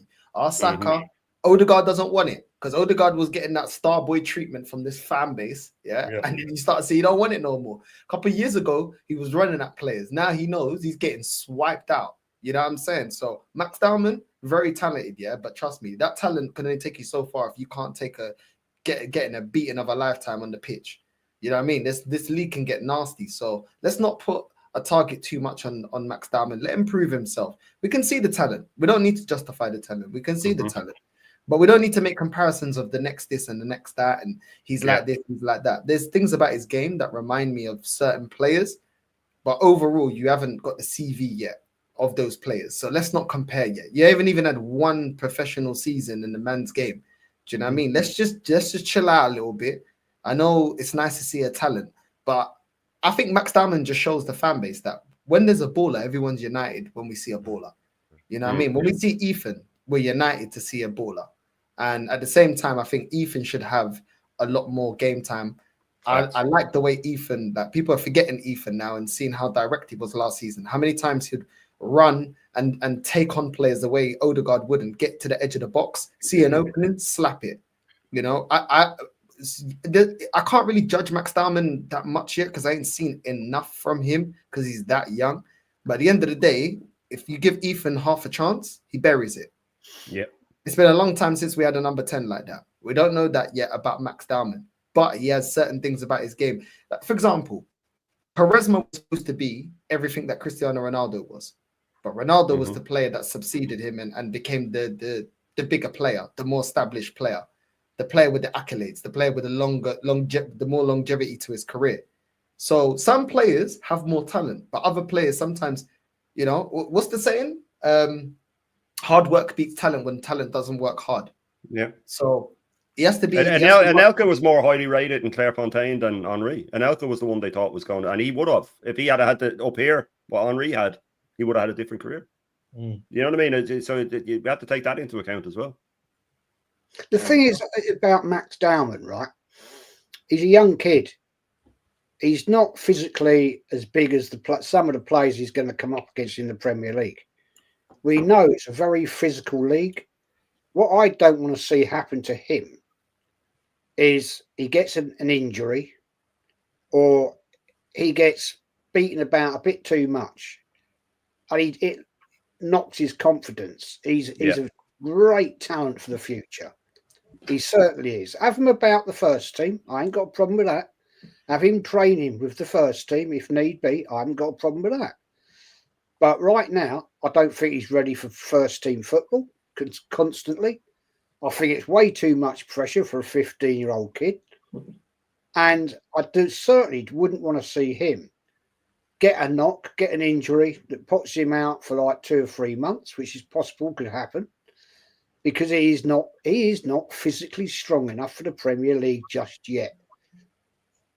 And I don't want to see that to a young kid of immense talent. I mean, he looks fantastic. But pre-season friendlies are a lot different to the Premier League. When you're up against the teams that we know are very physical, like Leeds United, teams of that sort of team, right? Tottenham in the Premier League, different game. FA Cup games, different game. League Cup, different game. And I don't want to see him targeted, and I certainly don't want him to get a bad injury, and I certainly don't want him to have to knock his confidence. So, no, not for me.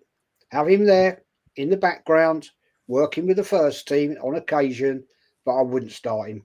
No chance. Now, give him the minutes in the FA Cup and the Carabao Cup. I completely hear it. He's at 15. Yeah, you're right. Give him 10 minutes towards the end of the game. I ain't got a problem with that. If the game's done and dusted, right? Northside, we know that won't happen in the FA Cup because this manager throws the FA Cup in the bin. Right? So we know that won't happen. Yeah, League Cup, I'll get it. I hear you. Yeah, get him in the team for that, right? Because we can mix it up a little bit in the League Cup and have him there. No problem with that. Start him off the bench for 10, 15 at the end. If we win 3-0, give him a go. Fair play, right? But I think it's just too much right now if you wanted to start him in a big game. I don't think that's the right thing to do. But we'll see. We'll see. No, we will see, man. Big up Shane, man. I know you got to go. Shut your channel out, bro. The link is in the title. Make sure you're subscribing to Shane Guna. The link is in the title alongside everybody else's links. Yeah, shout out what you got coming up next, bro. Yeah, man. First off, thanks for having me on. It's always a pleasure to come on here and share the screen with so many legends and the wonderful chat. Yeah, I'll be back tomorrow morning, of course, to 10:30 every morning, full Irish breakfast. And then Thursday night will be my panel show, the Bruised Banana, which North will be on, Jez will be on, and yourself, I think, Normski as well. So the three boys will be on it. And yeah, so that's it. Really, 10:30 every morning is the main one for the full Irish. But big up to everybody. It's great having a proper Arsenal chat. I was on with Dan earlier and surrounded by mutants, so it was nice to come on and talk to some level-headed Arsenal fans. But yeah, big up for having me on. Absolute pleasure. And have a good night, everybody. And I'll see you again. Big up, bro. Big up. Make sure you're subscribing to Shane. Tops, I know you got to go as well, man. Shout out your channel, bro. What you got coming up next? Yeah, big up, man. Obviously, my channel's T Chanzo Sports. I'm doing my Tops in the Morning show every morning, Monday to Friday, 9 a.m. Fresh in the morning, man. So make sure you guys tune in for that. But yeah, big up, obviously, the panel. Big up Jez, Normski, Shane. That's just gone. Big up yourself, Northside. Big up the chat as well. Always a pleasure. And hopefully, I'll be back on soon, man. But yeah, big up yourself, my bro. And I'll catch you, man, in a bit.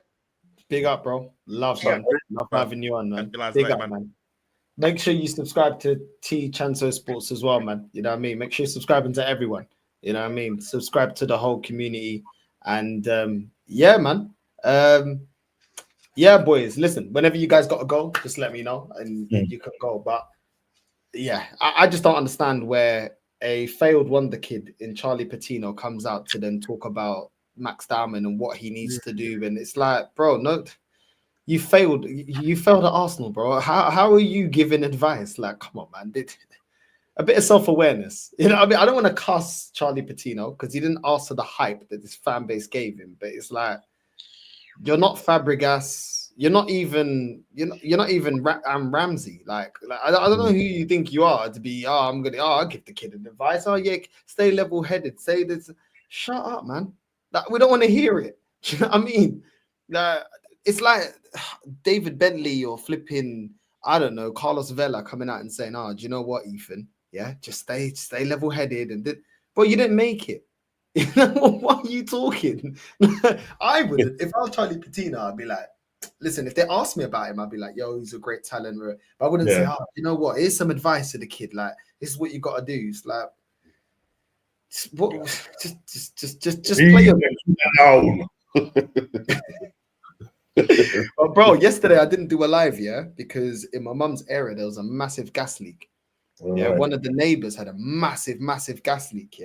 But Jez, you know, you're a gas engineer as well. It was before the meter, so because it was before the meter, they had to dig up the road, and everybody got evacuated. Like everyone got evacuated. So I literally was gonna set up the live, and then my sister's like, "Yo, come down! Like we're in the street. The fire brigade's here. This, and that." So then I'm running. I'm like, "Ah, cool." Got into the car, drove down there, and everyone's just outside, and it was the house opposite my mum's house, and it was still a bit away, but they just cleared the whole block. They just cleared all the houses, and yeah, man, it was mad. They managed to cap it and then find it, but like just the pipe work just decayed. It was like underground, it just completely decayed, and it was a massive gas leak. And yeah, I ain't worked there. I was gonna call you down. Good thing is everyone's safe. But then there was one of my neighbors, and she was like, so then everyone's trying to look at where they can go. And I told my mum obviously to come to my house with my sister, and I said, "I'll just come sleep over." And then my neighbor, I've known her, she moved in the area at the same time as my mum, 94. And she was like, "Oh, I'm just gonna sleep in the car." And like at night, it's gotten a little bit cold. I said, "Don't be silly, man. Get in my car, man. What are you talking about?" Like, you know what I mean, I got enough space and beds in my house, man. I was like, "Come down." She's like, no. I said, "But don't be silly, man. I'd never let like someone see my mum and, you know, say I'll sleep in the car." Nah, you know what I mean? And she's a bit elderly as well. Nah. Seeing a woman sleeping in the car, nah. But yeah, man. But it was all good. I didn't do the live, but we all just had a catch up and a laugh and a drink, and everyone had a coffee. Sometimes you need that, innit? Just to catch up with family and kind of get back to reality. You know what I mean? Before this mad football starts, you know what I mean? Yeah, man. But it's nice, man, because everyone tomorrow, isn't it? Is it 6 p.m. kickoff tomorrow? 6. Yeah, Villarreal. Yeah, Villarreal. I really do hope that he starts Gokares. I really do hope he starts him. Yeah. If he doesn't, if he doesn't start him at home, right, first home game, then that tells you a lot. Yeah, that tells you that he's obviously not. You don't want him because he's a big signing, new type player in. The first thing you do is you put that player out there so the fans at the Emirates can see him, get to look at him, and if you don't do that, you know, I've heard people saying, "Oh, he's carrying a knock, or he's not fully fit, or whatever." I don't believe all that bullshit at all. At the end of the day, right? Okay, if he's even carrying a little knock, right? Yeah, it's a friendly game. Come on, let's be honest. It's the Emirates Cup. It's no big drama, right? At least put him on for 10. Let him have a run out, and just say to him, if I was the manager, I say, "Look, mate, if you know how is that injury? If he has got an injury, strap him up. Yeah, I say, look, just have a run around. Don't get too involved in the game. Yeah, but let's let the North Bank, the clock end, have a look at you, have a little wave at them, and all that. They'll give you the accreditation of coming to the club. Then hook him off. You know what I mean? But if he doesn't do that, then there's something definitely not right here. Boy, that happens, bro. I tell you, chasing him for all them weeks. You know what I mean? Just like, what was the point? It's not the Emirates Cup tomorrow, is it? Yeah. Is it Yeah, the Is it Emirates? Emirates Cup? No. Yeah, that's what- Bow, that's what it innit? is. Bow, innit? I got It it just wrong. says international friendly. It doesn't say. Oh, it's not the Emirates Cup. I have no idea. I actually have Yeah, no it's the idea. weekend, isn't it? That's the It weekend. is. Oh, Paris is saying it is. Okay. oh, yeah. Yeah. Maybe we can lift something. Maybe Arteta can include that when he said the free community shields. You know what I'm saying? Yeah. Free. You know what I mean? Free, But yeah. it's Free. mad. Because they're getting Partey, innit? Villarreal. They're getting Partey. I saw That's, yeah, I mean, that is really interesting because I'm thinking, what have I missed? You know what I mean? I think he's been given conditional bail. Yeah, Mem's screaming, so it's not the Emirates Cup. Yeah. Was it today? Was it today that he was meant to have his court hearing? Was it today? I don't know. I haven't been Oh following. yes, yeah. He got bailed, didn't he? Yeah, conditional.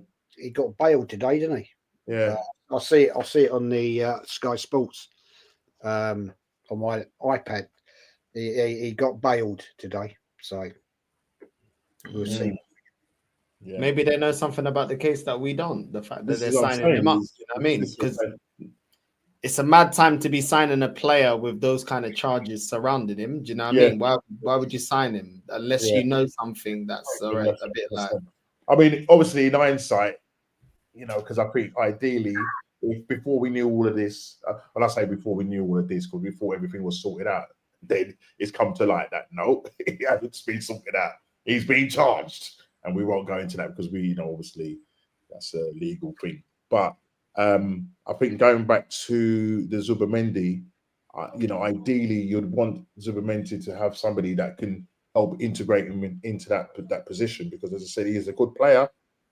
But when you're playing in the Premier League, mate, you know, they're not giving you any prisoners. You know what I mean? It's literally like you got to hit that ground running.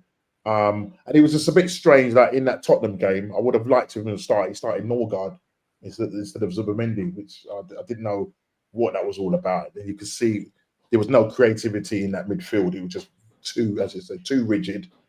And he's probably the one that's going to sort of, even though he's a number 6, he can kind of create from that position from deep, you know, playing those long, you know, balls and stuff like that. So let's get past. I think the fact that this manager keeps playing 2 defensive midfielders is completely killing our creativity. It's killing us. It's making us so robotic through the middle and the amount of chances that we create from deep. And it's just highlighting more and more what Partey was doing that a lot of people just took for granted, that a lot of these defensive midfielders just don't bring. Like Rice against Tottenham, how many opportunities did he create? Norgard, what did he create? Do you know what I mean? Like, well, I'm not saying that Partey's Santi Cazorla. I'm not saying like he's a deep line playmaker like that, but he had more to his game that could at least, you know, bring something and still be defensively solid. But with these 2 defensive midfielders, we just look so static. It just looks so rigid the way that we're playing, and that's going to be a problem for Gokeres, and that's what I'm going to say. He's not going to hit the numbers because, from what I understand, he was playing with 2 10s, you know, for Sporting. Do you know what I mean? So he was getting the creativity, he was getting ball to feet. You know what I mean? He was playing, you know, through the lines and playing on that last shoulder. The fact is that, you know, Shane done that thing with the U shape, you know, where we're just passing it side to side. It's either going out to win, and because we're so right-sided in terms of heavy, every time Odegaard picks that ball up, the first thing he's going to do is do a little pivot on it, dance on the ball, and then play it out to Saka. Then he plays it back to Odegaard, and then they try and whip it into. There's nobody in there.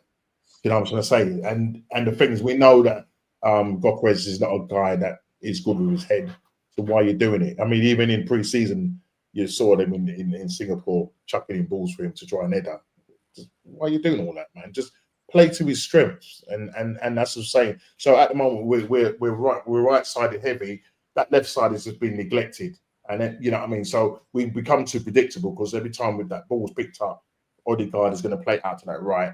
It never ever goes out to the left, and that's what I'm saying. You're crying out for someone like an Eze who can come in and do that business over that side. But as I say, if we're going to get Eze, I don't know. I don't know because we've got a lot of players to sell. Sorry, the missus wants to walk past. True. Nah, I hear it. Even our movement off the ball, Jez, like we're so static. It's just so like we pass the ball and we just stand static. There's no movement. There's no okay. Let me win the ball. If I'm being marked, let me lose the man to receive the ball. Drop a shoulder. Look for a forward pass.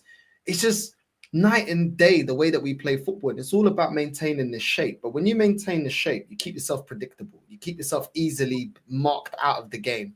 It's easier for the opposition to deal with you and know where you are. And we're just not predictable. We're just so predictable in everything that we do. The way we start our counterattacks, the way we move, the way that our movement off the ball, the passes that we look for. It's just so static. I feel like this whole game plan from Arteta has just become so robotic, man. It's boring. It's boring.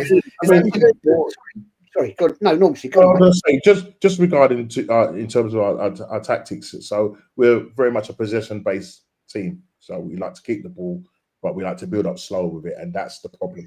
It's build up slow. We're very predictable, and that's why we can't then break down teams that come and put a low block or mid block against us. Right. So when we go away now, yeah, you're thinking and you would hope that Arteta would then change his tactics up to sort of play on the counter. And even when we do play on the counter, we don't move that ball quick enough. Yeah. So we do the same thing. We don't think like a team that can play on that counter, or you know what I mean. It's literally we pick the ball and do exactly the same thing. You know, you look back to 22-23 season where we was killing teams. Where at home we was playing really quick football, but at the same time we was keeping hold of the ball. When we went away, we were just hitting them on. You saw what Martinelli did. We were just hitting them on the counter. Now all we're doing now is going into game not wanting to lose, and that's why we have a situation where we've drawn 14 games and lost 21 points from winning positions.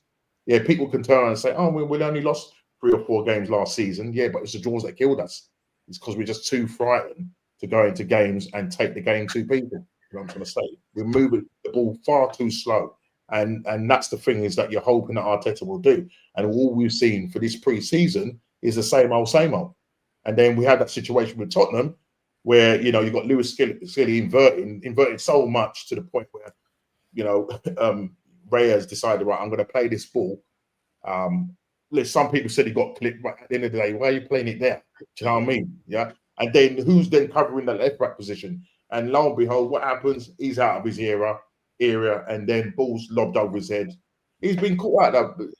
Thomas Frank said the same thing when we were playing against him Brentford. He said, "Look, we know what Raya does. He likes to come out of his area. So if there's a situation where Arsenal lose the ball and Raya's out of his area, if you're quick thinking, you're going to lob him." I think what you just said, North, is the fact that I talked about this. I did a stream the other night. The problem is with Arteta, there's no plan B. What we saw against Tottenham in that friendly was the same dross we've seen for the last 2-3 seasons. He's got no idea to mix it up. He's so stubborn. He will continue to play the boring sideways, backwards, sideways football that he's done, and he's doing it again. And I said earlier, pre-season is about experimentation. It doesn't matter whether you win. It doesn't matter if you lose, because at the end of the day, yes, of course, we're Arsenal. Of course, we want to beat Spurs. Of course, we do. But at the end of the day, there's no trophy on it of any significance. So it's a time for you as a manager or a coach, whatever you want to say, to mix it up. Let's experiment with what you've got. Let's try a new philosophy. Let's try a new tactic. Let's try and mix these players in, these new players. Let's get them in, get them used to playing a new way. I mean, I'll be honest with you. I've said this now for a few weeks, right? I would, right now, go with a 4-4-2. And people say, "Oh, no, that's old boring football." Well, it worked. It used to work because last season we were in winning positions. We ended up then getting overrun in midfield. We ended up getting draws or losing from winning positions in games. Now, when that's continually happening, how many games we draw last season from winning positions? I think it was 12. Right? That's from winning positions. Maybe it might be only 1-0. 1-0. But at the end of the day, you can get it over the line. And the other thing is, guys, how many times last season did we see we were winning, then we go to drawing, we need to win the game, and he brings on defensive players? What we doing here? What we actually doing here? Because you're in a game, a big game, where you need to get the points. You need to win that game, and yet you go defensive for the last 20 minutes. No, that is not a change of tactics. That is failure. That is putting yourself in denial. You know, because at the end of the day, it says to me, look, come on. How many times last year, right? We're watching the game on the TV or at the game, wherever you are, right? And you'll see him, Arteta. We've gone 1-0, 1-1, and he's looking at the bench. Nothing. And you've got Airport Albert going. Nothing. And you can see Arteta's looking at the bench going, oh, fucking hell, I ain't got many people here I can bring on. You know, that, yeah, it's the same shit, Norm. It's doing. You know what I mean? He's made this. He's made his bed. He's got to lie in it. Do you know what I mean? And then the thing about it, when the problem is because when you get to a situation where you have to think out the box, he can't do that. And so that's why he's not the coach that everybody thinks he is. Everybody likes to call him this great coach. He ain't. He ain't got to look at this. I think in the Premier League than him. It says to me, Norsky, right? This is how I sum it up, right? When you're 1-0 up, yeah, and you're looking to win the game, and it's let's say you got 30 minutes to go. The other team overruns your midfield, which happened a lot last season. They equalise, right? Yeah. And then we're looking at 1-1. And he then seems to panic and think, I don't know what to do now. Yeah. I don't know how to get this over the line. Right. And that's when he suddenly decides, right, after maybe 10 minutes of that happening in the game, he'll go defensive. And then they're all over us. And then how many times last season did we end up losing 2-1? Because we've gone defensive. Yeah. Because we've capitulated, and the pressure, you do that to a team that's just scored and they've got their tails up, they're going to come for you. And you can't afford to do that, especially in big games. Yeah. And yet I'm being told that Man United is going to be an easy game. I don't think it'll be an easy game at all. No. I think we're going to have to be very careful, to be honest, because they're going to want to beat us. They're our biggest rivals, probably in modern history, outside of Liverpool, of course. You know, of course, the Spurs are our tribal. I call it tribal rivals. I don't think they're our biggest rivals in winning, to be honest. But no game at Man United is an easy game. I can assure you of that. It's a war. So I'm not seeing that at all, man. I'm not seeing even at their worst. You know what I mean? You know, we lose. Exactly. We have to be. We have to be. Yeah. No. We definitely have to be. Like, you know, I'm looking at their. You know, I'm looking at Mbemo. I'm looking at Cunha. You know, I mean, if they do go and get maybe Sesko or Ollie Watkins, you know, I mean, I think if they get Ollie Watkins, then yeah, they're going to give us problems up front, because all three of them, especially Mbemo, who's got 20 league goals last season, do you know what I mean? He's going to be problems. And I mean, we was interested in him at one point, but the whole thing was that we didn't want to disrupt Saka and upset him. And so we said, no, he was told that if he came or was to come to Arsenal, he wouldn't get the game time. So hence why he's probably ended up at Man United. So yeah, no, it's not going to be an easy game. Man United, at the best of times, going there is not easy, and it is a massive game. And as you know, Kenny Ken says, like every game now is a cup game. Every game is a cup game, and you're gonna see your subs go up. You're gonna see your views go up because we're going to be pulling our ear out, mate. After the games, I'm telling you, the frustration of it. You know what I mean? The frustration when he doesn't start Gokeres, the frustration of him bringing on Norgard instead of Zubimendi. You know what I mean? You have what's his name out of position, Lewis Skelly out of position, Rare doing his madness coming out the goal. It's just what we're seeing has not changed. And as Jez said, in pre-season, even if you lose the game, let's see some sort of pattern of play. But we've not seen any new patterns of play. It's exactly the same old. From the start of the pre-season, we've not seen anything different. And you know, last season, right, when he was playing, he played what's the name? What's the guy's name? It just slipped my mind. What's the name? Arte in that you know, midfield here, and then first game of the season, he plays at right back. Which, you know what I mean? I don't get his thinking. I don't understand why he does it, what he's got to prove or what. I don't know what. You mean Partey? You talking about Partey? Yeah, talking about, yeah, when you know last season when he started him at right back. Yeah. Why? What was he trying to prove? I think the way I look at this, right? I've called this manager an abject failure. Now, I've also called a lot of the Arteta sexuals failures in football. And I don't think you can disagree with that statement when you've got a manager, right? 1-0 up, 1-1, struggling to win the game and accepts going defensive. That is accepting failure. Yeah. Because you're not putting your balls out there and saying, right, boys, come on, let's get on with it. Let's get out there. We've got to push on. We need these 3 points today. 1 point's not good enough. But that stems from the fan base, Jez, because this fan base now said that you're negative saying that, I'm negative saying that, Normski's negative saying that, because we no longer get slapped about.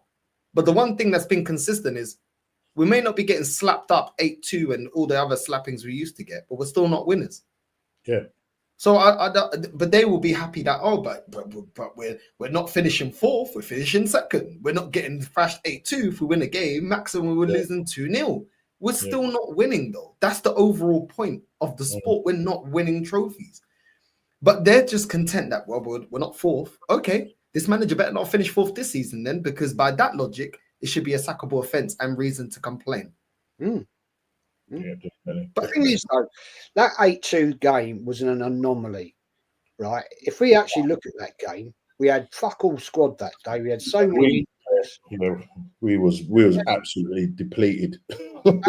We were playing a Man United team at the peak, right? They were at their peak that season, and yes, it was embarrassing. I was at the bloody game. It was a shocking, awful game, but that wasn't down just to the fact that, well, we were shit. That's no different. There's no doubt about it.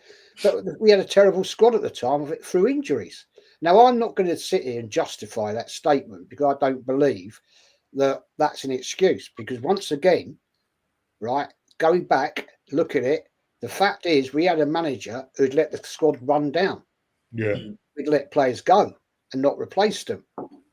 So we were in a shit position. Because I don't accept in any shape or form failure if you don't actually try and achieve. And that manager has basically, let's be honest, he was coming to his end. Yeah. Right. He'd been here too long. Should have gone before. But at the end of the day, he went and we got in another manager who I thought would have done really well at Arsenal, Emery I'm talking about. Yeah. Right. But Can you imagine what he possibly would have done with £1.5 million? Can you imagine what he'd have achieved? Because he got to a Champions League, he got to a Euro final, you know, and then he went out the door, and we end up with this scrub who's done nothing. Oh yeah, he's won an FA Cup. Yes, he did with the Emery team, and we got one player of that squad left, Martinelli. So Yeah. what's that tell you? What's that tell you? He got rid of the rest of them and bought in absolute abject crap at silly money, silly wages, and then we can't get rid of them. Yeah. There you go. Yeah, I don't get it, man. I don't get it. I just I don't. There's nothing for me to be optimistic for next season. Like I said, I'm happy that we got Gyökeres. I'm very, very happy. But then you see the money that's going around for Sesko. I don't know if you guys seen the 90 news. million? Is it 90 million? 90 million. Crazy. This guy's got the same numbers as Jesus and Havertz and players like that. 13 goals a season in a farmers league as well. Do you think Man United will pay that money? Do you think Man United, because they came in with, was it 75 million plus add-ons? I know it says, I'm not sorry, Newcastle bid, was it 80 plus 10? Was it 80 plus 10? Something like that. Something like that. But the final figure was going to be 90 million. But I'm thinking, how on earth is this guy worth 90 million? He hasn't done anything. No. To be worth that. You know what I mean? He's a prospect. Do you know what I mean? We walked away from it. It was probably the best thing we did do. You know, thank God for Berta. You know what I'm saying? We walked away from it. But I'm just wondering, I mean, will Newcastle be forced to pay that? Because obviously they've got the situation with Isak, you know, not wanting to play for their club now. So, or does Man United, because now it's a tug of war. Well, you say it's a tug of war between Man United and Newcastle with regards to which way he goes. Is he just playing them off each other? I don't know. You know what I mean? But RB Leipzig are sticking by their guns. They're saying, no, we value this guy at 90 million, which I think is just ridiculous. Do you know what I mean?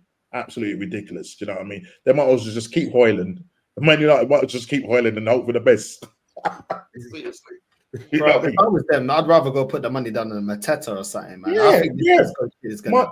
My mate said the same thing. The guy I does stream with on a Wednesday, he says, "Give me Mateta. I'd rather go and put my money on Mateta than go for spend that money on what's the name? It's too much. It's too much. It's too much, and at least you know what you're getting. You know that he's proven. Okay, come to United. You know what I mean? He'll definitely go United. 28 years old. He's ready for that move. 28 years old. He's ready. You know what I mean? Yeah, he can definitely do a job for them. You know, 3 years, 4 years. Definitely do a job. Especially when you got Cunha and Mbemo there as well. Definitely. He'll cause problems. He definitely cause problems. You know what I mean? In Man United, we could be looking at a top 8 finish. You know, they won't make top 6, so more like a top 8 finish because it's a big, you know, move from where they finished 15th to now. But yeah, Mateta, it would be a very good, you know, addition if they were to look that way. And let them get Sesko Normski, man. They've had enough success in my lifetime. You know what I mean? Leave them. Hopefully they pay 120. Yeah, because they've already gambled on Højlund and they've wasted 72 million pounds on him. So you know, so obviously, if they do go for him now, this is the thing now. Does you know RB Leipzig I'm assuming have rejected the Man United bid, but I don't know if they're thinking about the Newcastle one. So it's going to rumble on. It's going to rumble on. But yeah, I prefer probably him to go to Man United. Actually, Sesko to go to Man U. I saw Saeed done a video. It's like, yo, Newcastle putting a stupid bid for United. Get out the deal. Get out the deal. No more deal. I saw his thumbnail. He's stressed. Saeed is stressed. Saeed, I hope you paid top dollar for Sesko, man. You know what I mean? You lot were clowning him when he was linked to Arsenal. You lot, trust the process. Get behind the guy. Yeah. You know what I'm saying? That's crazy. I mean, Spurs at the moment, you know, they're going through their normal losing players left right matters now. It looks like he's going to be out for the season. For the whole season. I saw the injury. Is it the whole season? Yeah, they're talking ACL. Oh, no. Yeah, and you know he's really had problems with his knees before, so you know they missed out on Morgan Gibbs White because obviously the owner held a silenced gun at his head and said, "Yo, you'd say anything." I love this club. Thank you. No, but do you know what? Yeah, the only thing that worries me is that Madder's out because when he got injured, I was like, "Yo, Arsenal go in for Eze because they already linked to Eze." That's what I'm saying. Now Before they they're were linked forced to, yeah, to that's go what I'm in for saying. Eze. Do you know what I mean? And now we're still there. We don't know. You know, yeah, you know what I mean? Because if they come in and go bang, because at the end of the day, Eze's looking at that. Listen, at the end of the day, you know, you've got the World Cup coming up. I'm not saying he's not going to play for and be the first team for Crystal Palace, but I'm sure he wants to go to a more prestigious and bigger team. But ideally, we need him to come to Arsenal because we are lacking that creativity. If he goes to Tottenham, I'm not saying it's going to be a problem, but it's just the fact that he's an Arsenal man, and I don't want him going there. So Arsenal need to act quick now on this thing, and then if they have put in this bid of 52 million, we'll have to just wait and see what it is. You know what I mean? 52 million plus whatever add-ons on. Is it 52 million? And 30 of that is you lay that down, and the other 20 odd is Klarna payments. Bro, I don't even see the breakdown. I don't even know. I think that's what they were saying, that they want to put down 30 million as a down payment, and then the other balance of that is paid over 2 years installments. Who's that? Is it Arsenal? It's whether Crystal Palace accept that or not. You know what I mean? Is it a gamble letting the 68 million release clause run out, and then them saying, right, okay, we think that we can get him for cheaper? Is that a gamble that Arsenal are taking, or do you think it might work in their favour? No, for me, it's a gamble. It's a gamble. I think he's got 2 years. I think he's got 2 years. He's got 2 years left in his contract. This is a gamble. Yeah. And if we piss them off, they can just be like, do you know what? We ain't doing business with you. A lot of teams want this player. Do you know what? Do you remember with Liverpool when we tried to take the piss out of them with the Suarez? They said, "Yeah, you Arsenal piss off. We're not doing business with you lot." Yeah. Do you know what I mean? And Suarez wanted to come. Eze wants to come. But then we don't get Suarez then. Guys, can you imagine if we got Suarez then? This could have all been different, man. This could have finished a whole lot different. But we messed up. We would have, if we got Suarez that year, I think we would have won the league. Man. But this is what we do. We mess around. But we don't do this when it's Kepa. We don't do it when it's Norgard. We don't do it when it's Calafiori. We don't do it when it's Moreno. These players overdone that bang. It's like bang average players. Yeah, we're paying you for your one. Why? Don't get it. Don't get it. I don't get it, man. I don't get it. Every single time it's players that can actually change our fortunes. We just we mess around, and then people say, "Oh, we've got plenty of time in the window." No, you don't. No, you don't, because it's unpredictable now. Because teams will change their targets. They'll reprioritize because certain players are going to be like, do you know what? I've had another thought, or I want to go elsewhere, or do you know what I mean? They'll get led on. You know, all these players lead on clubs, innit? They're talking to one club, talking to right now. Eze's agents like, yeah, we're talking. You know, Arsenal are there, Tottenham are there. Yeah, just pin them up against each other. Like, let them pause, let them do what they got to do. And Palace are in the perfect position right now. Madders is injured. They know that the Arsenal fan base are calling for Eze. They're like, all right, cool. We could get more than 70 M's because nothing's worse for us than a bidding war, and nothing's better for them because a bidding war will just take it beyond what they even want for the player because now it's demand, isn't it? It's demand. At that point, we pull out and we're left with Madueke. We would have spent £52 million on the guy when this is what we said, that if we buy Madueke, it's going to cause a problem with us going and getting that left side sorted out. It's a joke, man. It's a joke. Big up to Gianni. Need to ease Diamond in, just like Xavi eased the likes of Gavi, Pedri, and Yamal. Pedri, Gavi, lower won his La Liga title, and Yamal then grew. Yeah, I hear that. I agree. Yamal is a different talent, though. Yamal was just like on another planet, man. He's different. He's built different.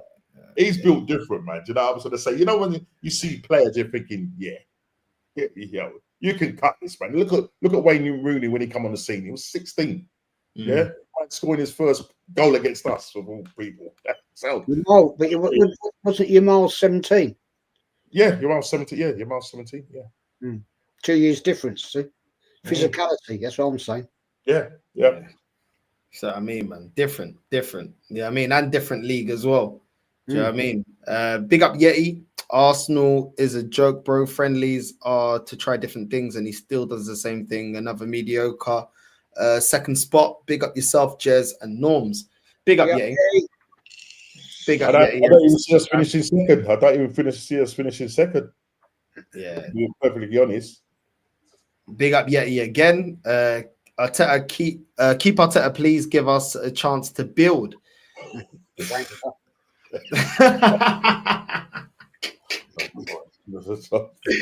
Oh my days. Oh my god. Big up to Yeti, man. Big up Yeti every single time. But listen, big up to everyone that's locked in. Big up to Normski and Jez.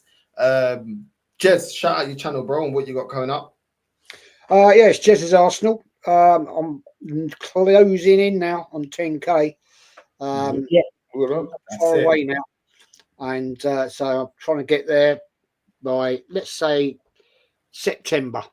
It's a long road, isn't it? It's a long road getting the new subscribers in, but yeah, and I'll be doing something probably later this week with Mr. Gunner, and I'll drag some other people in. Anybody's about Norths or Nortski, if you're around. I'll get in contact with you, see if you're available, and yeah, that's all good, mate. It's all good. Nah, that's it, man. Big up to Jez, man. Every single time. Make I'm sure you looking forward to subscribe. going home. Going home now. Going home. You said that last week. She said that. It's all booked, mate. It's all booked. We're going to be back in England on the 15th. Yeah, I've had enough now. Fed up. 2 days before. Yeah. No, I've had enough Norts now. I've been 3 months. It'll be 3 months now. And it's all nice. Don't get me wrong. Loved it. But, you know, you get that point in time, you want to just go home. You just like, I want to go home now. I want to go home and, like, be back in I don't know, how do you call it? What do you call it? Back in your own little nest egg, comfort zone. I don't know. Home comforts, isn't it? Home comforts, isn't it? What you use? Yeah, that's the word. That's the home comforts. Yeah. I'm looking forward to it now. Yeah. There we go. He's had enough. Look at that. That's rich people problems. He's had enough of being on holiday. Most people. That's all been holiday, mate. That's not been holiday. Christ, I've put a bathroom in. You know what I mean? I spent a fortune on the bloody lake when we had that problem. So it hasn't all been holiday, but I spent £1,200 on the car when that broke down.